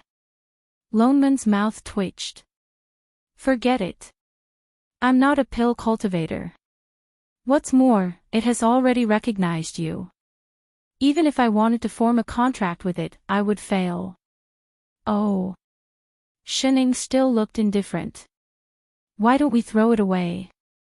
Throw it away, my ass. He had said so much for nothing just now, hadn't he? Then what do we do? She did not want to keep carrying a leg pendant. It was very heavy. Let's bring it back first. He turned to look around. It's getting late. There must be other things in this mystic realm. Let's hurry and go to the east. Shining had no objections. I Ching directly summoned his spirit sword and flew up with Shining habitually. Lone Moon was about to fly up on his sword when he felt something heavy on his leg. Looking down, he coincidentally bumped into a leg pendant. Gee. The radish was stunned. It looked at the two people in front of it who had already flown away, then looked down at the leg it was hugging. It seemed to have just realized that it had hugged the wrong person. Immediately, it swung its leaves and threw the flower that it was holding onto the ground. It made a small sound. Pooey. Lone Moon. Was he being looked down upon by this radish? He was definitely being looked down upon. You hugged the wrong leg and you're blaming me. Go down if you have the guts. For all, with the vegetation spirit's guidance, Lone Moon finally experienced what it felt like to be a nouveau riche. Those high-level spirit herbs and plants were like his own backyard deans. They were all spirit herbs that were more than 10,000 years old and above. What's more, he did not have to do anything himself. The vegetation spirit only had to wave its leaves lightly and those spirit herbs would fly into the storage bag on their own. Just thinking about the reaction of the three people in the upper azure world when they failed to find anything, he felt that this trip was really worth it. They spent more than a month until their storage bag was full. Only then did they give up harvesting and focus on flying towards the center of the mystic realm. The three of them flew for 4 to 5 days before they finally exited the forest that stretched as far as the eye could see. Suddenly, a wasteland appeared in front of them. Compared to the forest from before, this place seemed to be the other extreme. There were steep cliffs and strange rocks everywhere. There was not a single bit of green in sight. It was so quiet that not even the sounds of insects and birds could be heard. The spirit Qi here is a little strange.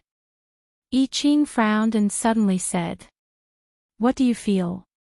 Lone Moon could also see that there was something strange about this place and became wary. "I'm not sure yet." I Ching shook his head.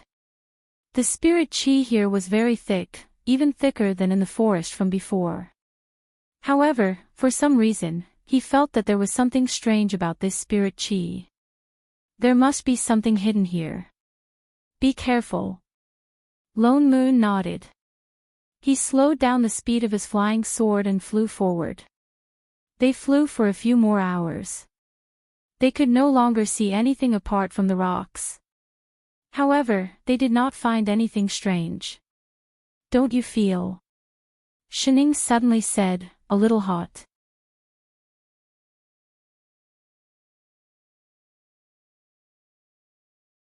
Chapter 43.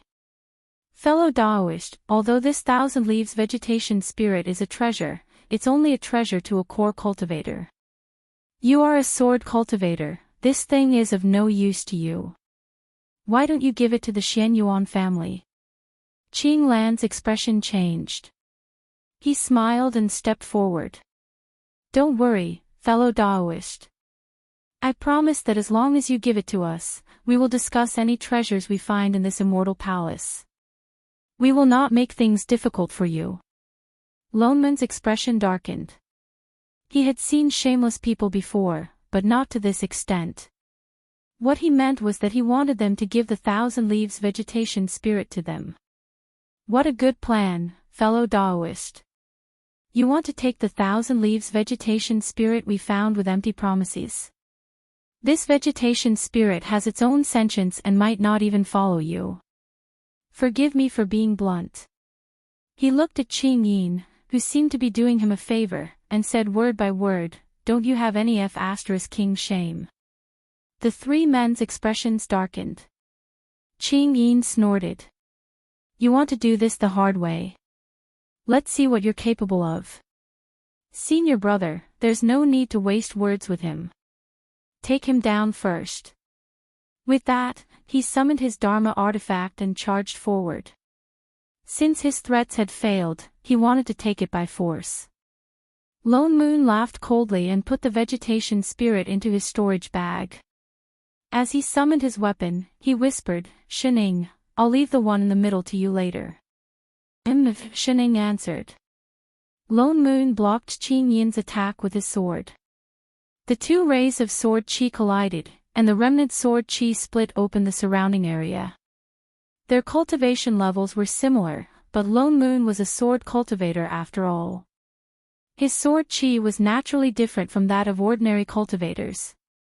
He forced Qing Yin back a few meters. You overestimate yourself. Traveling immortal Qing Lan frowned and snorted coldly. He glanced at the other cultivator beside him and flew forward to attack as well. I Ching went straight for the other cultivator. As a traveling immortal, Qing Lan did not care about the nascent soul I Ching at all. He followed Qing Yin and charged at Lone Moon, who had the highest cultivation level. Lone Moon had just forced Qing Yin back with his sword when Qing Lan's traveling immortal aura appeared in front of him. The sword was about to land on his opponent. Suddenly, Qing Lan felt something heavy in his hand. The spiritual power he had just condensed dissipated. His hand had been grabbed by someone. He was shocked. Ever since he became a traveling immortal, this was the first time someone had gotten close to him without him noticing. He opened his eyes wide and looked back, only to see a casual face. Who was this person? When did it appear? Before he could figure it out, he saw the woman say casually, she said, leave it to me. The kind that gave him money. So please cooperate. Qinglan subconsciously wanted to retreat. He tried to withdraw his hand, but found that he couldn't. The hand that grabbed him seemed to have grown roots. He repeatedly formed hand seals with one hand and made a few hand seals, but he found that there was no effect at all. His hand that was grabbed still did not move at all. How was this possible? This woman's cultivation was actually so deep and profound. In the blink of an eye, thousands of thoughts flashed through his mind. His heart sank. He had been too careless. He did not expect that a small Middle Azure world would have someone who could subdue a traveling immortal. He gritted his teeth and decisively summoned his intrinsic Dharma artifact. A 3-foot-long golden sword flew directly towards the woman's chest. The woman still did not move. Just as the golden sword was about to pierce through her, there was a cracking sound. The moment the golden sword touched the woman's body, it suddenly broke into thousands of pieces. There was not a single mark on the woman's body. Pfft, the intrinsic Dharma artifact was connected to his primordial spirit. Qinglan opened his mouth and spat out a mouthful of blood. How was this possible? The woman, on the other hand, patted the broken pieces of the golden sword off her body and frowned impatiently. I'll say it again. You'd better cooperate, or else. Her eyes narrowed. She grabbed his hand and suddenly swung it forcefully, throwing him out. I'll beat you up. All Qinglan heard was a gust of wind beside his ears. His whole body flew like an arrow released from a bow toward the direction of the immortal palace behind him. With a loud crash, he smashed a huge hole in the door of the immortal palace. Only then did he stop. He rolled on the ground that was littered with rubble, unable to get up again. From the moment he was grabbed to the moment he fell to the ground, only a short span of 3 breaths. At that moment, the pitch-black immortal palace suddenly lit up due to the intrusion of an outsider. Immortal music rang out and immortal chi flourished. 5 colored rays of light filled the entire main hall. An ethereal voice that sounded like an ancient heavenly voice rang out in the hall. The heavens do not abandon us. Today, we finally welcome a fated person who can inherit my mantle and continue my legacy. On the high platform, a translucent immortal soul slowly appeared. His robe was as white as snow, and immortal chi swirled around him. The person who can see through the heaven and earth of the furnace is qualified to enter my sect. I am the remnant soul of the sect master of the Elixir Yang sect, Golden Immortal Bitao. In the past 50,000 years, you are the only person who has entered my immortal palace. Now, I will pass on this alchemy sect to you. I have forgotten that you have cultivated your heart in Tao. You have already achieved enlightenment. With that, he waved his hand, and a strand of immortal chi flew towards the person on the ground who was on his last breath. Qinglan's entire body also slowly rose up. Although your immortal bones are broken, since we are fated to be, I will help you to break through them first. Just as the immortal soul was about to heal the person's injuries, something suddenly rushed in. The person who had just risen up was stepped back down with a thud. Shening was still stepping on the person. She turned around lazily. What did you just say? The immortal soul, 2 minutes later. The heavens do not abandon us. Today, we finally welcome a fated person who can inherit my mantle and continue my legacy. See through the heaven and earth of the furnace, are you an NPC? And you have to say your lines from the beginning. The corner of the immortal soul's mouth twitched. He almost could not maintain his sage-like demeanor. Wasn't it all because you suddenly rushed in and interrupted me? How was I supposed to know that there was another person? Oh, you five winky face. Oh, but it was an inheritance. It was the same no matter who he passed it to. After all, he had died long ago and was now only a remnant of his soul. For 50,000 years, you are the only, two, Shining corrected. The immortal soul glanced at the person on the ground who was no longer moving. He readily changed his words. Only, two people who entered the immortal palace. Anyone who can see through the heaven and earth of the furnace is a person with excellent perception.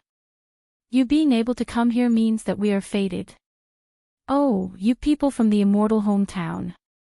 Is it that easy to meet people who are fated?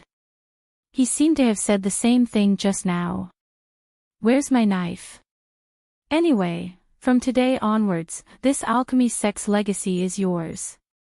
No. From now onwards, you must. What did you say? The immortal soul was stunned. Was this person stupid? This is an inheritance. How can you not want it? Do you know that once you refine the elixirs in the inheritance, you will be able to ascend and become an immortal? So troublesome. She scratched her head. Elixirs and whatnot. I'm not a medical student. I'm not interested. But if you have any recipes, you can give them to me. She could bring them to Chef to study. Recipes. Recipes. The immortal soul was speechless. His legacy of elixirs was not even comparable to recipes. This person must be sick in the head. Unfortunately, he had no other choice. No, you're already here. You have to take this inheritance even if you don't want it. He was rushing to reincarnate. With that said, his figure flashed and he appeared in front of Shining. He raised his hand and tapped on her forehead, intending to force the inheritance. Ha! Why was there no reaction? So he tapped a few more times, but found that the inheritance could not be transmitted. How is this possible? Do you believe that I won't beat you up if you press any harder? Shining took a step back unhappily. The immortal soul still looked at his hand in disbelief. How could this be? He raised his head and looked carefully at the person in front of him. Suddenly, his eyes widened. Damn, you don't have a spirit root. Is this very important? Are you F***king kidding me? Without a spirit root, how did you get in here? Hey! For all.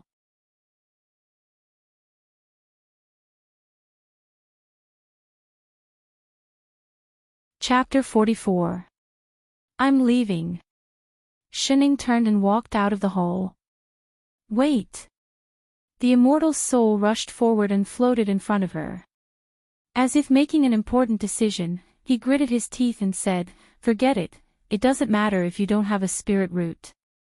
I can carve some jade slips or copy them into books. You just have to bring them out. No. She was not a courier. Don't go, little girl. You're already here. Are you sure you don't want to bring something back? Seeing that she was still unmoved, the immortal soul anxiously rushed over and hugged her leg. I've waited for tens of thousands of years and you came alone. If you don't bring it, who will? If I don't bring the legacy out, I won't be able to rest in peace. Who said I came in alone? Shining suddenly stopped in her tracks. Ha! The immortal soul was stunned and did not react.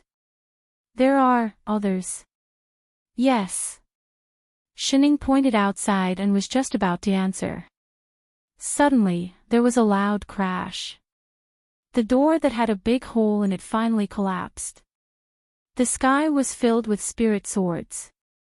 They flew in and stabbed into the ground. Along with the flying swords, Qingyin fell to the ground with a thud. The arrogant man was now covered in blood and seriously injured. The next wave of spirit swords was about to stab him. Another figure flashed by and pulled the man on the ground up to avoid the next wave of attacks. It was another cultivator from the Upper Azure world. I Ching and Lone Moon had also caught up. Lone Moon was fine, but I Ching had a few more wounds on his body. "Thank you, senior brother Ching Yi." Ching Yi took a step back with lingering fear. Ching Yi did not reply. Instead, he glanced coldly at the two people who had caught up with him. His eyes stopped on I Ching. "I didn't expect a nascent soul cultivator to have such strength.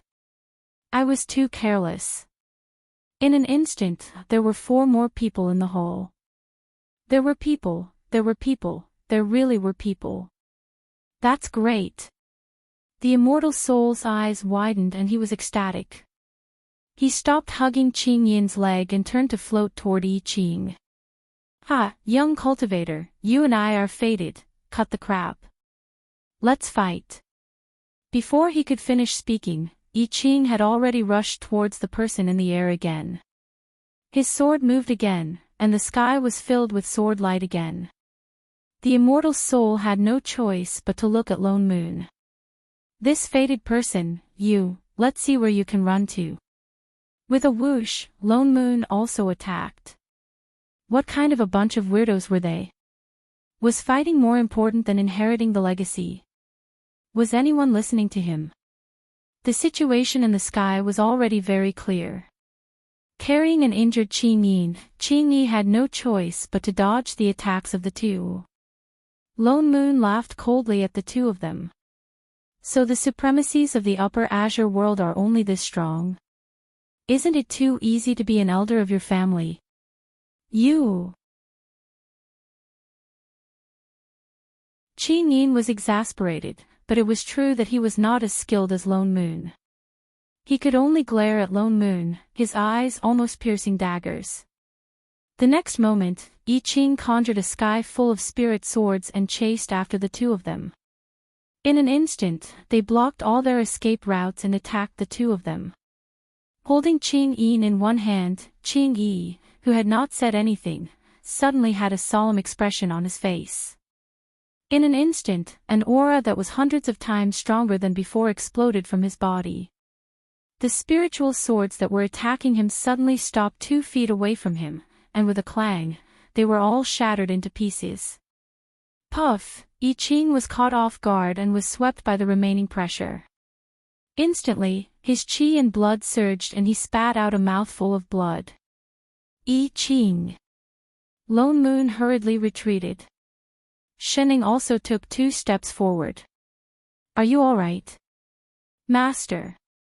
I Ching wiped the blood from the corner of his mouth and looked up at Ching Yi in the air. "That person is not at the soul formation stage. That aura just now could not belong to a soul formation cultivator." Lone Moon's heart thumped. "He's also a traveling immortal. Shit! They actually deliberately hid their cultivation level. Who would have thought that 2 of the 3 of them were traveling immortals? Ha ha ha ha." Ching Yi suddenly laughed wildly. "Do you really think that you can defeat us with just a soul formation and a nascent soul? Humph. So what if you're a sword cultivator? In front of a traveling immortal, you're just ants. Wait for my master. Senior brother Ching Lan." He was only halfway through his threat when he suddenly saw that there was no movement from the person on the ground. His eyes widened abruptly. Lone Moon also noticed the corpse on the ground. He turned to look at Shening and silently gave her a thumbs up. This efficiency, she was indeed an ally, worth 2 bags of spirit stones. "Senior brother Ching Lan, how is this possible?" Ching Yin's face was full of disbelief. Who hurt him? Could it be that this immortal palace? He looked around for a long time but could not find anyone else. Suddenly, he thought of something and turned to look at the person beside him. "Senior brother Ching Yi, could it be that this place?" Ching Yi was also stunned, but his eyes were not filled with worry. Instead, he looked around excitedly. His gaze instantly fixed on the front of the main hall, on the two eye-catching words, Alchemy Sect. The ancient Danyang sect. Qin Yi's eyes were even more excited as he stared at the words. Ha ha ha ha, this place is indeed the immortal palace of the ancient Danyang sect. His expression darkened. Suddenly, he took out something from his robes and looked around. Then, he turned and flew in the direction of the back hall. He slammed the thing in his hand against the wall. Instantly, the entire wall cracked and a passage appeared. It's indeed here. Lone Man's heart sank. He suddenly had a bad feeling. Stop him. He rushed over and manifested his sword intent. At the same time, I Ching also attacked. Two beams of sword intent attacked the other party with all their might. Qin Yi looked back and snorted coldly, but he did not retreat. I don't have time to waste on you. He suddenly turned his hand and struck the back of the person beside him, pushing Qin Yi out to meet the two's full force attack. Senior brother. Qin Yi was completely unprepared. It was too late for him to dodge. He could only look on in disbelief as he turned into ashes in the sky full of sword intent. Qin Yi had already turned around and disappeared into the wall. The wall also returned to its original appearance. F***CK. Lone Moon cursed. He had thought that the other party would at least try to stop him from entering. He did not expect that in order to enter, he would directly push Qin Yi out to die. The traveling immortals of the Upper Azure world were indeed ruthless. I wonder what's behind this wall. Why would that person be willing to betray the door? Lone Moon glanced at the shining wall in front of him. He subconsciously conjured a few spells and slammed them against the wall, but found that the wall did not react at all. Ha! He was stunned. This array formation was immune to spells. Why don't I do it? Shining lifted her foot out of habit. Wait! Thinking of the furnace door that was kicked open earlier, Lone Moon hurriedly pulled her back. Alright, Grand Aunt. If you kick it, I think the entire immortal palace will collapse. Oh. Shining retracted her foot. She would not kick it. She was too lazy to move. This wall seems to be an ancient array formation. You need a token to enter. Lone Moon thought of the item that Qin Yi had taken out just now. He carefully studied the array formation in front of him again. The eye of this array is constantly changing and is connected to the entire immortal palace. If you do not have the right way to break the array, you may destroy the entire immortal palace along with it. It's a pity that this array formation has long been lost. No one knows how to break it. Someone might know. Shining raised her hand. The two of them were stunned. Suddenly, she turned around and waved toward the hole. You! Floaty, come here for a moment.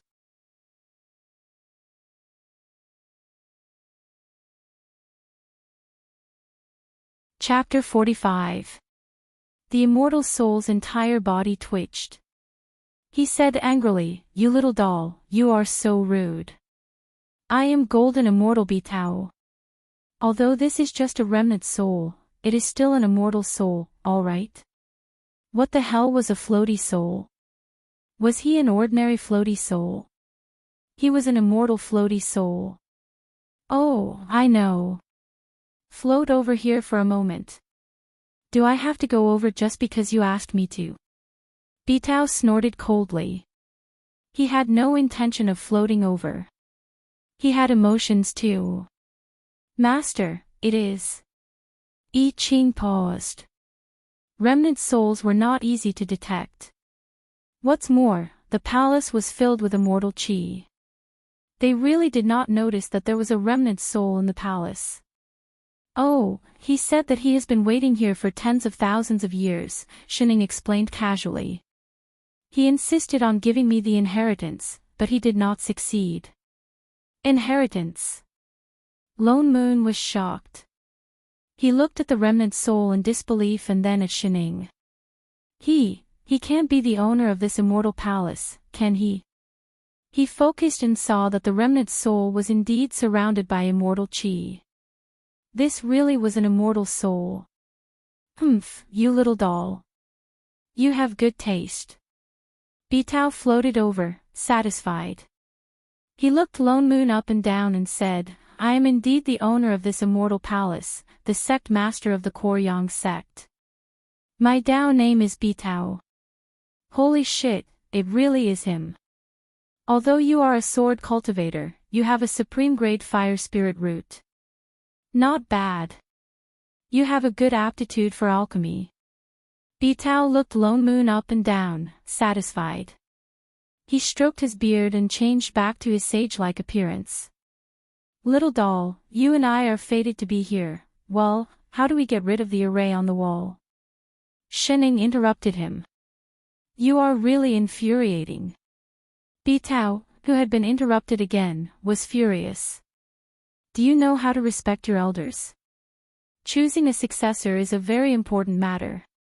This is not as important as a mere array. You have no spirit root and did not want to accept this inheritance. I did not make things difficult for you. Now that someone else can inherit it, why do you have to be unjust? It's not me. This old man has waited for 50,000 years, forcefully holding on to a strand of my remnant soul, all for the sake of inheriting my Koryang sect's alchemy arts. Naturally, it's up to the capable to accept it. I think this person is very good. Wait, I know you want to chase after that cultivator, but why are you in such a hurry? As long as one of you accepts the legacy, ascension to immortality is just around the corner. There's no need to fear him in the future. Actually, everything has its priorities. Think about how many alchemy geniuses our Koryang sect has produced in the 10,000 years since its founding. In the end, they couldn't escape the fate of destruction. However, the legacy of this sect couldn't be broken. Today, I will pass on this to Peng. Before he could finish speaking, he felt a pain in his face and his immortal soul was directly punched out. He rolled repeatedly on the ground like a salted fish, his mouth still uttering the unfinished sentence, you.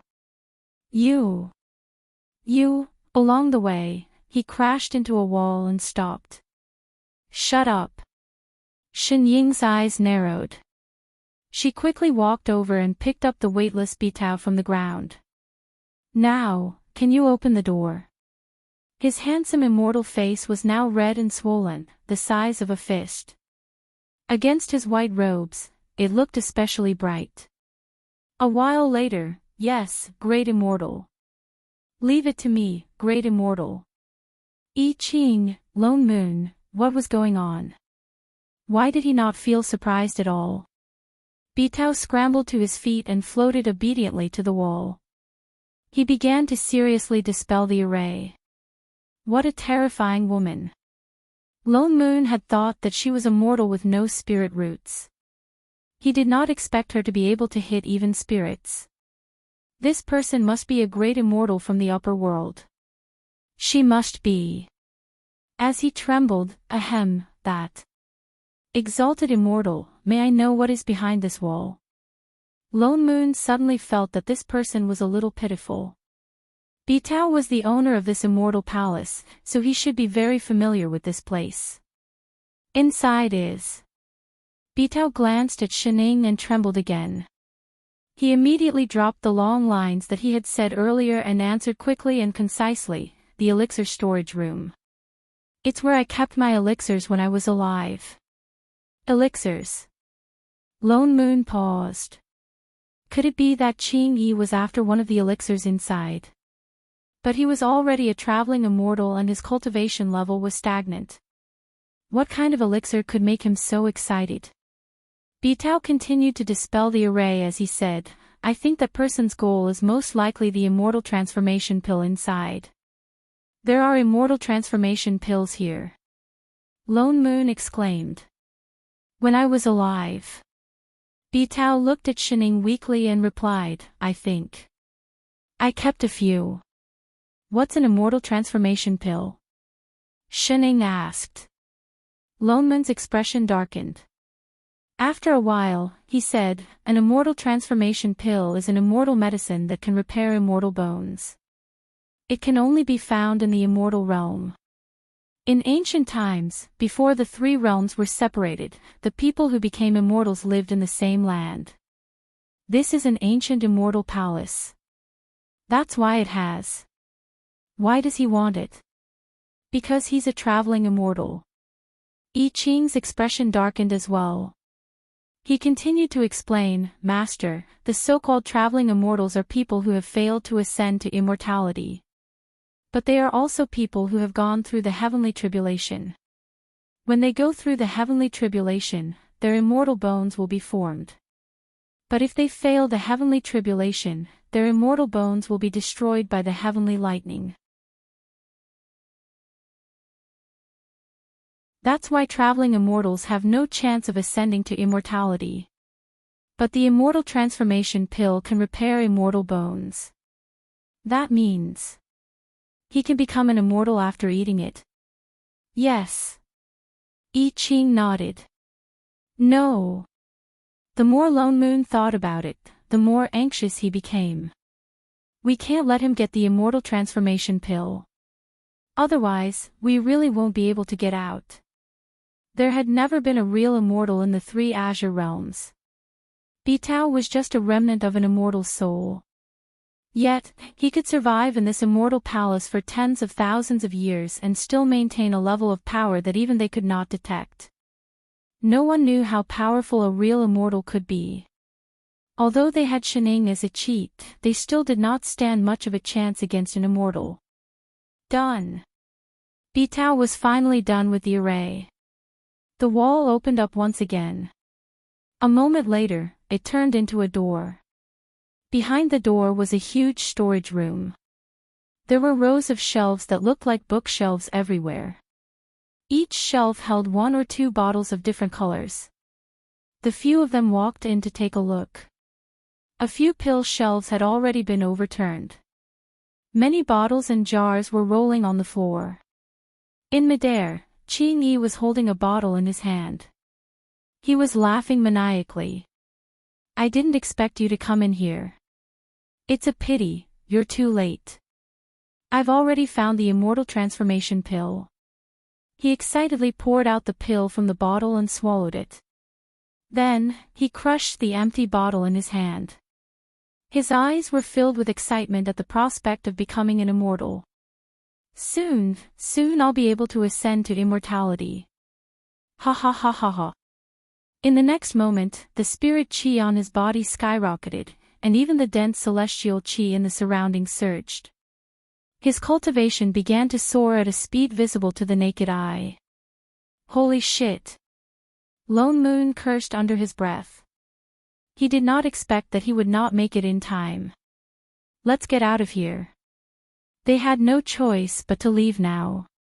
He grabbed Shen Ying's hand and tried to turn around, but he could not. Well, I have a question. What questions do you have now? Escaping is more important. They could not possibly defeat an immortal. Let's go while he's still raising his cultivation level. No. Shining did not move. Didn't Drifter say that he refined the immortal transformation pill 50,000 years ago? That's right. So what? It's been so long. Won't it expire? Ha! Lone Moon paused. Before he could react, he heard a strange gurgling sound coming from behind him. Qing Yi's cultivation level was still rising rapidly, but the spirit chi on his body suddenly dissipating completely. See, he's having a stomachache, Shining said seriously. Lone Moon, I Ching, Bitao.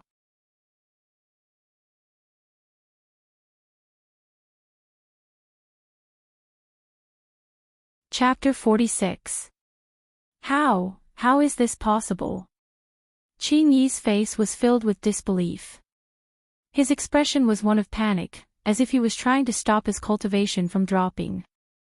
However, no matter how hard he tried, the spiritual chi still dissipated and his cultivation returned to its original state. No, no, this is impossible. This is clearly the immortal ascension pill. This is clearly it. Lone Moon casually picked up one of the pill bottles and looked at it. Only then did he realize that the sealing array on the bottle had long disappeared.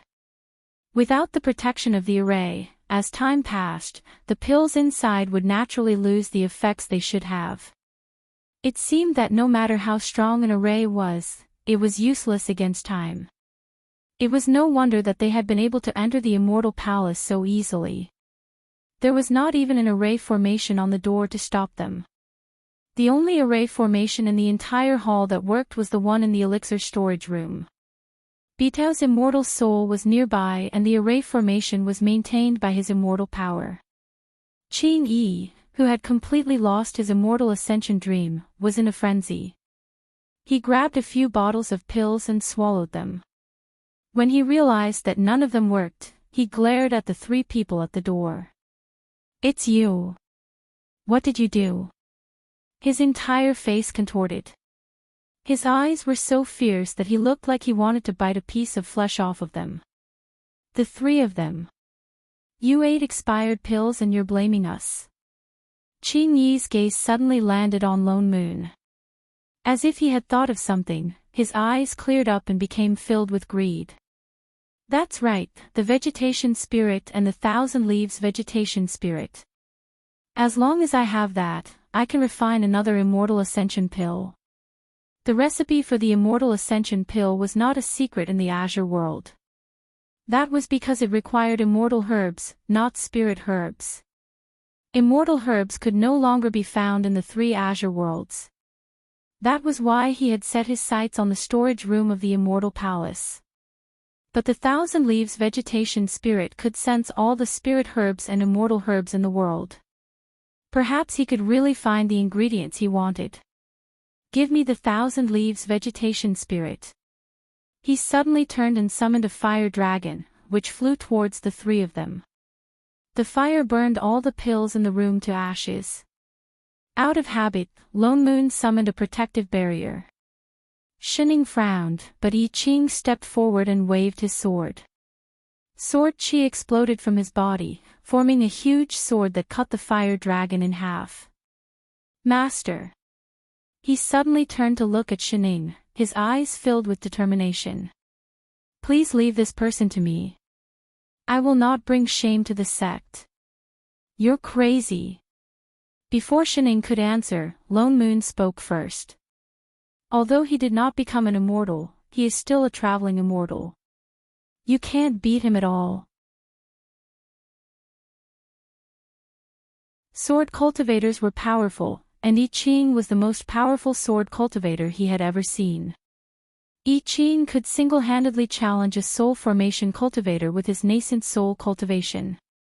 But the key was that the other party was a traveling immortal. When it's time to use a cheat, use it. "Brother. Master, please grant me my wish."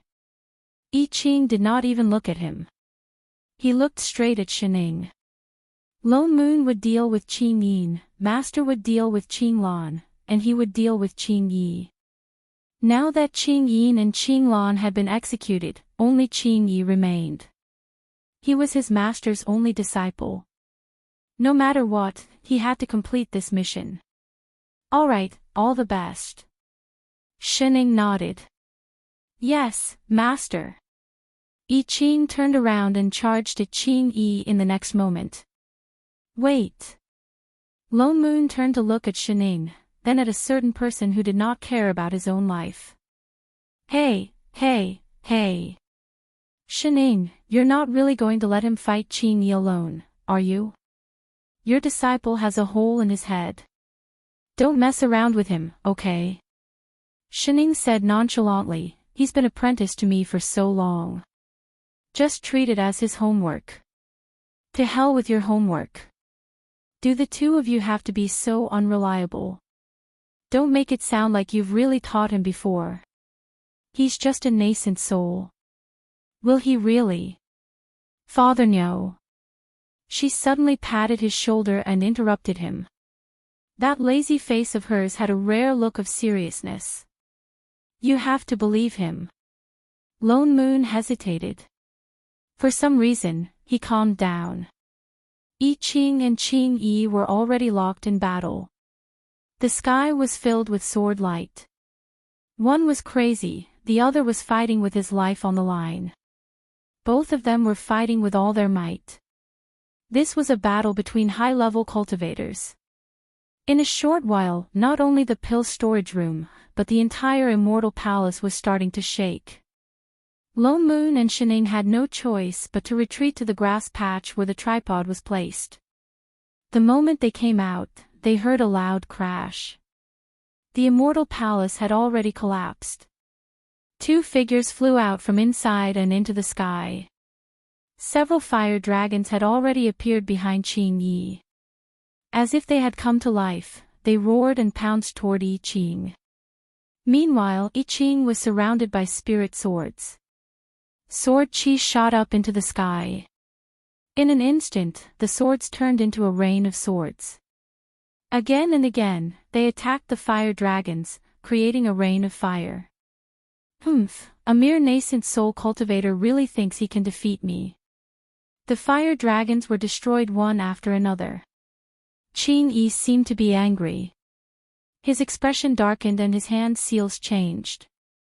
Immediately, the scattered fire embers began to burn wildly. In an instant, they turned into a sea of fire, engulfing the entire immortal palace. Red Lotus Karmic Fire. Lone Moon was shocked. He hurriedly set up several array formations around him. He did not expect Ching Yi to be able to summon the Red Lotus Karmic Fire. I Ching was in for a tough battle. As expected, the moment the sea of fire appeared, the spirit swords around I Ching turned into ashes and began to counterattack. I Ching immediately changed his sword technique. He recalled thousands of spirit swords and formed a sword wall around him. The wall rotated clockwise, using the sword chi to repel the flames. However, it could not stop the flames from approaching him. Ching Yi's hand seals changed again. Suddenly, a fire dragon appeared in the sea of fire. Compared to the previous one, this one was many times bigger. The flames on its body were as red as blood.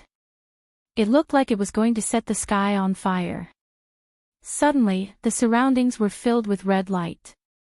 The fire dragon roared. The sound of its roar shook the ground. The fire dragon shot up into the sky, opened its mouth and flew toward I Ching. I Ching's expression darkened. He stopped his sword technique and gave up on defense. He used all the spirit chi in his body to form a huge golden sword that reached the sky. What a strong sword intent! Lone Moon was shocked. To be able to form such a huge sword, was I Ching really just a nascent soul cultivator? Maybe he really could. Both sides used their full strength. Victory or defeat would be decided by this blow. The huge sword fell, and the fire dragon roared. The huge amount of spirit chi collided with each other. In an instant, a blinding white light exploded. The impact immediately turned the entire immortal palace into ashes. Lone Moon had no choice but to pull Shining behind the alchemy furnace and use the strength of the immortal artifact to avoid the wave of impact. The light lasted for half a minute before dimming. The two people in the air had already landed on the ground. Ching Yi opened his mouth and spat out a mouthful of blood. He was seriously injured. I Ching's condition was even worse. The sword in his hand was broken. His whole body was covered in blood. There were burn marks all over his body. He could not stand steadily and knelt down on one knee. Blood kept flowing out of his mouth. The word tragic could not describe his condition.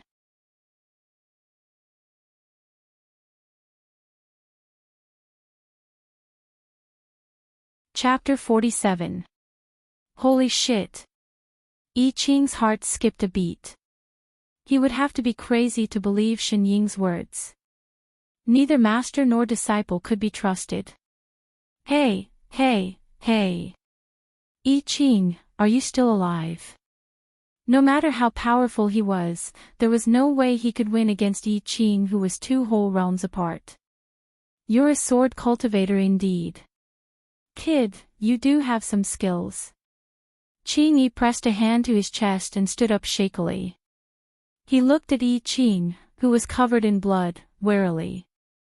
If you were a little stronger today, a soul formation cultivator, no, maybe a late-stage nascent soul cultivator, I would have died in your hands. That strike just now had actually broken through his red lotus hellfire. If it wasn't for the fact that his cultivation level was low and he didn't have enough spiritual energy, he would have died under that strike. Master. I Ching moved and turned to look at Shening, his eyes full of guilt and indignation.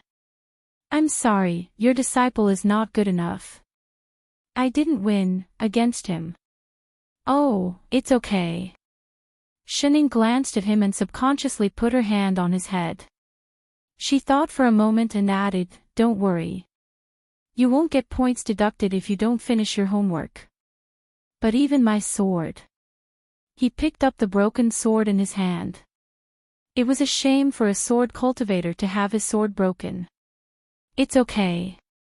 Actually, Shening tilted her head. Before she could answer, Qing Yi suddenly took 2 steps forward and stared at I Ching. I really can't let you go on like this. Otherwise, there will be endless trouble. With that said, he endured the pain on his body and summoned the huge dragon formed by the karmic fire again. He charged toward the 3 of them. Today, you must die here. The fire dragon left a trail of scorched earth in its wake. Just as it was about to engulf the 3 of them, Shening frowned. She dropped her hand from I Ching's head and took the broken sword from his hand. She waved it in the direction of the fire dragon. Shut up. Suddenly, there was a loud rumble. Qing Yi only felt a white light that seemed to connect the heavens and the earth brush past his sword. The fire dragon instantly disappeared, and the ground under his feet suddenly sank. Turning around, he saw that the entire Immortal Palace secret territory had been cut in half. What is this? Kacha! Kacha! Kacha! A series of cracking sounds came from all around. Cracks appeared on the ground, the palace, and even the sky, and they began to extend in all directions. The entire mystic realm seemed to be on the verge of shattering. Don't interrupt when others are talking. Shening said word by word. Qing Yi. What just happened? F***ck, Lone Moon jumped up. Shening, can you take it easy? Why did you attack this mystic realm for no reason? This was bad. This was such a good ancient mystic realm. She might not even be able to use it now. You're blaming me.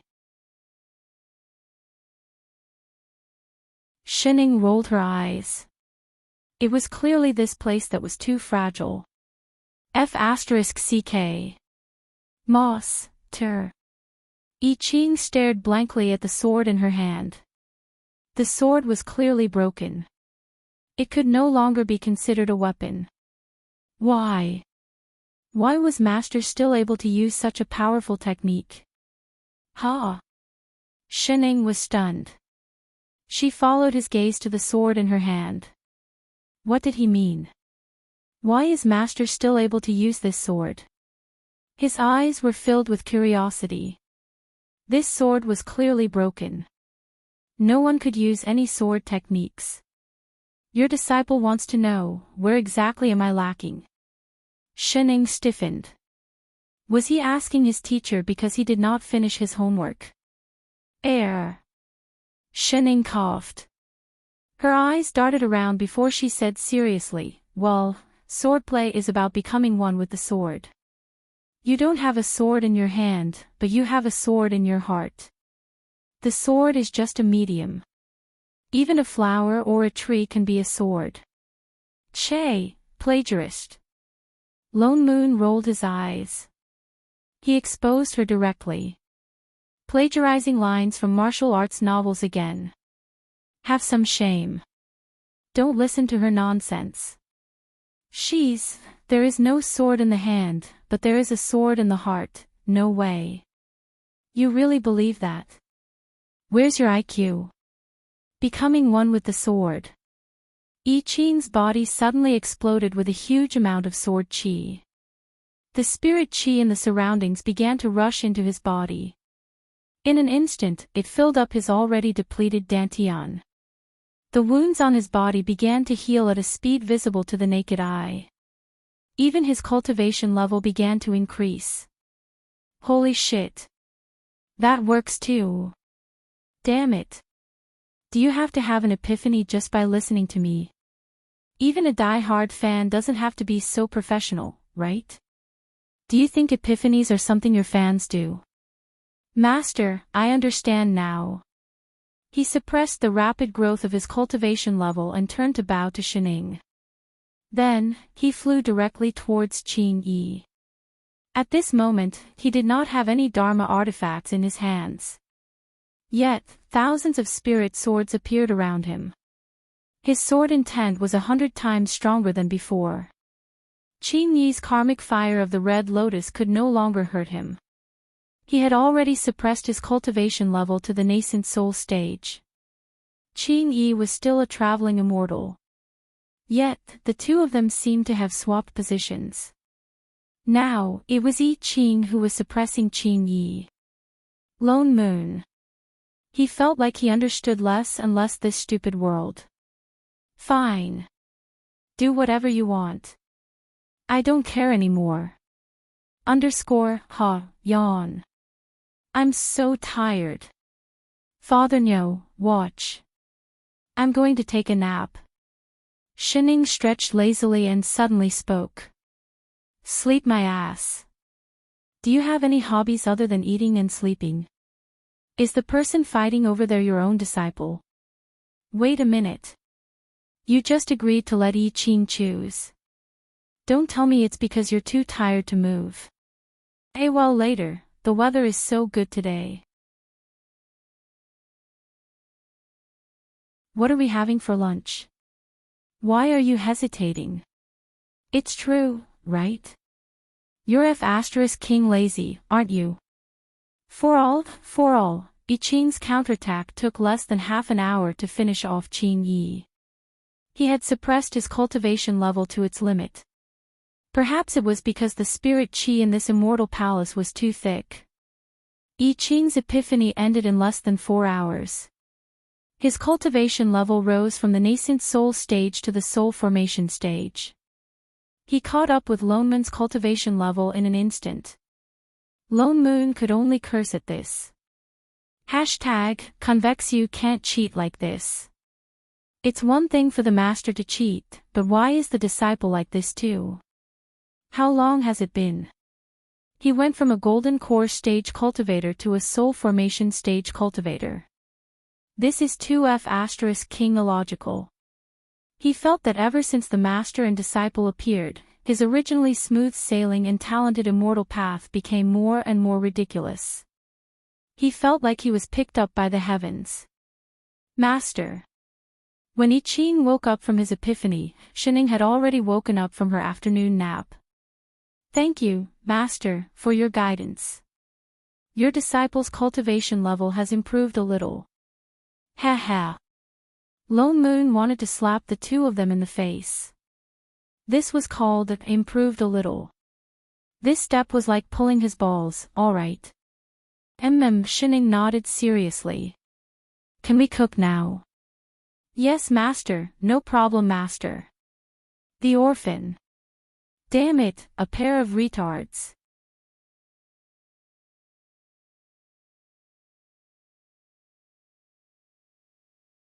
Chapter 48. They had barbecued spirit beast meat for lunch. Yi Qing had developed the habit of picking up spirit beast corpses. He even used the leftover karmic fire of the Red Lotus to barbecue the meat. Lone Moon silently lit a candle for Qin Yi, who had died with his eyes wide open. But the meat he barbecued was really King delicious. After finishing his 5th steak, Lone Moon started to worry about his future. Ever since he met foodie Shining, even Lone Moon, who had abstained from food for many years, had been awakened by the gluttonous instinct hidden in every Chinese. If this went on, he did not know when he would be able to achieve success. Trash Shining, you ruined my path to immortality and prevented me from ascending. **convex another piece. After the meal, the originally beautiful immortal palace had almost collapsed. Shen Ying's sword had already destroyed the foundation of the immortal palace. The entire immortal palace had now collapsed, leaving only a small area around the alchemy furnace. Where do we go next? Shen Ying looked at Lone Moon. You're the boss, you should speak. There are no other treasures here. Lone Moon turned back to look at the alchemy furnace. The immortal palace had collapsed and the pills in the treasury had lost their effectiveness. The most valuable thing in this ancient mystic realm was probably the vegetation spirit. There was no need for them to continue. Let's go into the furnace and take a look. Once the 3 months are up, we'll go back. Please wait. The 3 of them were just about to move when Bitao suddenly floated out of nowhere. What about the legacy? My 2 friends, are you interested in accepting it? Lone Moon's heart skipped a beat. He had almost forgotten about the immortal soul. This was the legacy of an ancient immortal sect. Who knew how many lost pill recipes there were? Speaking of which, you've been doing this all the way here. What exactly is the legacy? Shen Ying asked. Bitao's eyes lit up at her question. He obediently floated closer and said, Great Immortal, this legacy contains all the pill recipes of our Danyang sect, as well as our pill-making experience and so on. 50,000 years ago, our Danyang sect was the most famous immortal sect. There were countless alchemists in our sect. Many immortals came to our sect just to get a single pill. Oh. So the legacy was a complete set of life skills.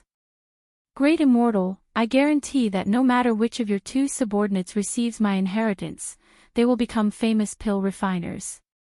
You can easily refine the pills in the storage room. The corner of Lone Moon's mouth twitched. Hey, when did he become Shen Ying's subordinate? However, this inheritance was indeed very tempting. Shen Ying blinked. She didn't seem to be moved at all. Suddenly, she thought of something. Are you sure that the inheritance contains top-grade pill recipes from 50,000 years ago? Of course. Any one of them is a supreme treasure. Oh, it's been so long. Won't it be outdated? Ah. Bitao was stunned. Look. Shen Ying started to explain seriously. Times are developing, and so are times. These technologies of yours have been around for 50,000 years. No matter how you look at it, they should have been innovated a dozen times in the outside world, right? Although it's not as exaggerated as digital products, which change every day, it's still possible for it to change every few years, or even every few hundred years, right? After all, 50,000 years is enough for us to go from the Stone Age to socialism. Bitao, Lone Moon, Qing, although he didn't understand what Bitao was saying, but why did he feel like vomiting blood? The top-grade pill recipes of the Danyang sect. Were they really outdated? Fellow Taoists. He turned stiffly to look at the 2 people beside him. Would you be willing to accept? Before he could finish speaking, Lone Moon and Yi Qing both took a huge step back. Can you not be so realistic? It's an ancient inheritance after all. Can you not be so disgusted? Fellow Taoists, if either of you is willing to accept this inheritance, I. Bitao looked around. Finally, he gritted his teeth and pointed to the alchemy furnace beside him. I will give you the deviant fire in this furnace. What do you think? No matter what, he had to get this inheritance out of this place. Otherwise, he would not be able to die in peace. The fire in this furnace. Shining started to speak. Lone Moon and Yi Qing's faces paled. They stepped forward and covered her mouth. Please, ancestor. Can you let this mystic realm go? In the end, Lone Moon accepted the alchemy inheritance. The immortal soul kept its word and kept the deviant fire in the furnace. Lone Moon divided the deviant fire into 2 portions and gave one to Yi Qing. Although Yi Qing did not refine pills, he was quite knowledgeable about refining weapons. This deviant fire was very strong and could be used to refine weapons. An inheritance from 50,000 years ago could not even compare to a furnace of alchemy fire. Lone Moon carefully looked at the inheritance. It was exactly as Shining had said. Apart from some of the lost pill recipes, more than 80% of the pills in the inheritance were outdated. The pills produced by the existing pill recipes were not only more effective but also easier to find. It was as if he had obtained a textbook that had long since broken away from the current era. It was completely useless. The key was that some of the lost pill recipes were already available in the Azure world. Some of the ingredients were already extinct. For example, the immortal transformation pill. Therefore, after a lot of editing, there were not many that could be used. After looking through it once, he carved the pill recipes and the inheritance into a jade slip. He planned to return it to Shiqiu and store it in the Dharma depository for his disciples to look through. This would satisfy Bitao's desire to inherit the inheritance. In the following days, they stayed in the mystic realm for more than a month. Lone Moon used this time to refine the deviant fire. The deviant fire was very strong. It took him a lot of effort to subdue it. Perhaps it was because there was immortal qi nearby. After he succeeded, even his cultivation, which had not improved for many years, showed signs of loosening. But before he could rejoice, he turned to look at Yi Qing, who woke up on time every day to cook, refined the deviant fire, and even planned to build a house for Shining while he was meditating. Yi Qing's blood rushed to his head. Damn it, comparisons were odious. He was definitely a child adopted by the heavens. Yi Qing was the real one. Let's go back. He picked up the glass hearts on the ground and left the ancient mystic realm. He did not even have the mood to greet anyone else. He flew all the way back to Black Heaven Sect. He brought Shining and her disciple to the main hall of the main peak. Shiqiu took out the spirit herbs that he had picked up in the mystic realm. He smiled like a 200-pound child. There are so many 10,000-year-old spirit herbs. Uncle Master and Yi Qingzhen must have worked hard. Shiqiu stopped mid-sentence. He looked at Yi Qing as if he had seen a ghost. You, how did your cultivation? He had left the mystic realm as a nascent soul cultivator. How did he return as a soul formation cultivator? Was he blind? He had an epiphany in the mystic realm. Lone Moon's mouth twitched. Another epiphany. Didn't he just have an epiphany? This was too fast. Shiqiu suppressed the shock in his heart. He thought about it carefully. That was an ancient mystic realm. Perhaps he had obtained some kind of opportunity. He hurriedly bowed to Yi Qing. Congratulations, Supremacy Yi Qing. Yi Qing nodded in response. Oh yes. Shiqiu suddenly remembered something. I wonder if the Upper Azure world. He was just about to ask about Qing Yin when he suddenly felt a movement under his feet. The entire Black Heaven sect shook and a red light lit up outside. Protective Mountain Array. In that instant, the Protective Mountain Array had been activated. Shiqiu's face turned pale. He exchanged a look with Lone Moon. Something's wrong.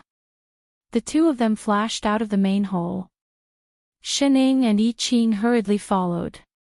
The entire Black Heaven sect had been surrounded by the activated mountain barrier formation, and not far away from the formation, there was a gigantic lotus floating in the air. Hundreds of unfamiliar cultivators stood on top of the lotus, each of them dressed in green and white robes, and all of them looked down with unfriendly expressions. An angry male voice sounded. How dare a small sect hurt the people of the Xian Yuan family? Quickly hand over the murderer of the 3 elders. Otherwise, we will wash this place with blood.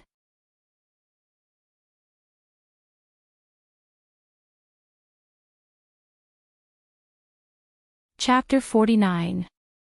After the people in the air gave a warning, a few people flew out and began to form seals. Soon, a bright red light shone and a glaring light shot towards the protective mountain array. After a while, there was a loud clang and a few cracks appeared on the array. The cultivators did not stop attacking. Instead, they became fiercer and the entire Black Heaven sect was filled with the sound of collisions. Shi Qiu's face turned pale. This group of people actually attacked the protective mountain array as soon as they arrived. It looked like they were going to start a massacre. In a moment, all the Black Heaven sect disciples flew out and gathered in front of the main hall, looking at the sky in panic. Even the hall masters of the various halls were present. Senior brother, what is this? Hall Master Shichen stepped forward and asked anxiously.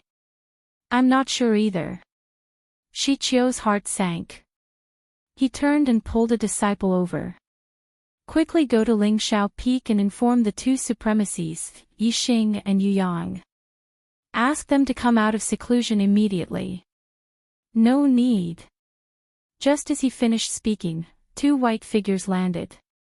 We're already here. They had already noticed such a huge commotion.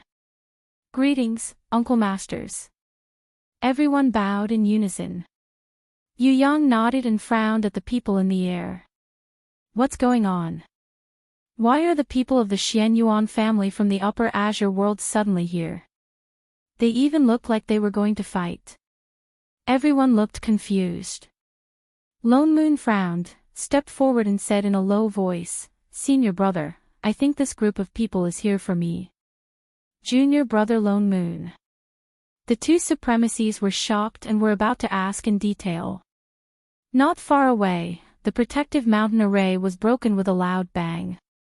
The huge lotus flew straight towards the main hall and stopped in the air not far in front of the main hall. Looking at the 100 cultivators on it, everyone could not help but gasp. There were more than 10 soul formation cultivators and the 5 leading them were traveling immortals. The rest were either nascent soul or golden core cultivators. There was not a single cultivator below the golden core level. Even if all the high-level cultivators in the Middle Azure world were put together, they would not be able to gather such a lineup. Shi Qiu's heart sank. He was even more fearful of the Upper Azure world's strength. Seeing that the other party had no intention of starting a fight, as the sect master, he took a deep breath and stepped forward. Fellow Taoists from the Upper Azure world, I apologize for not welcoming you earlier. But why did you destroy my protective mountain formation? Stop pretending. A soul formation cultivator on the right took a step forward.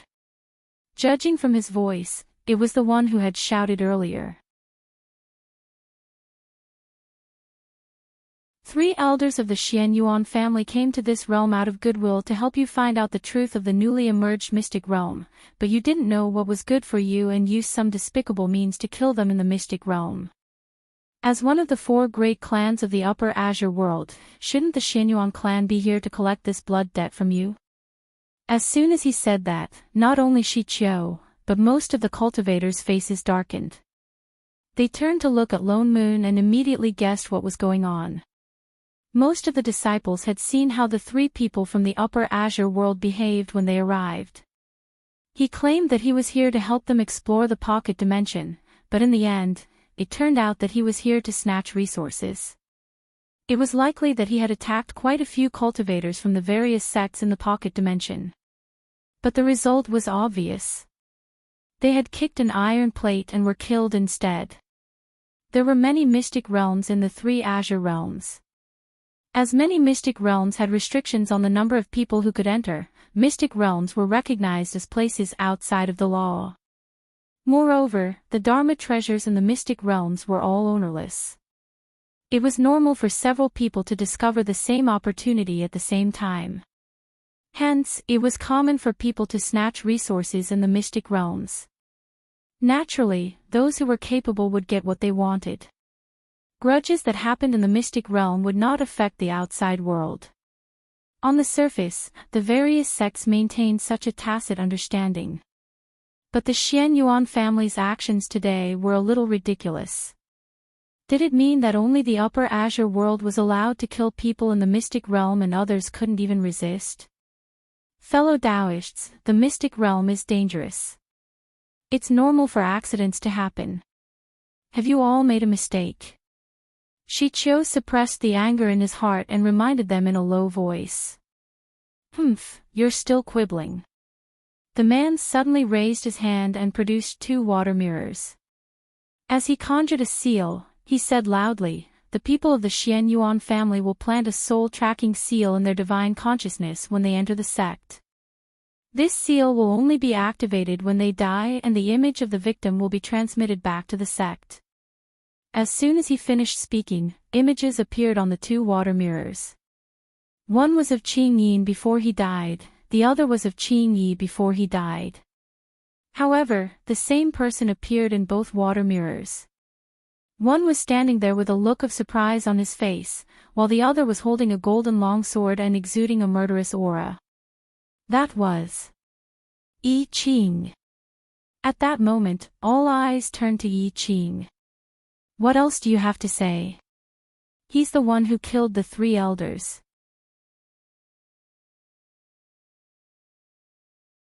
The man turned to point at Yi Qing in front of the main hall and said angrily, "If you don't hand over the murderer and all the people who entered the mystic realm that day, then there's no need for your sect to exist anymore.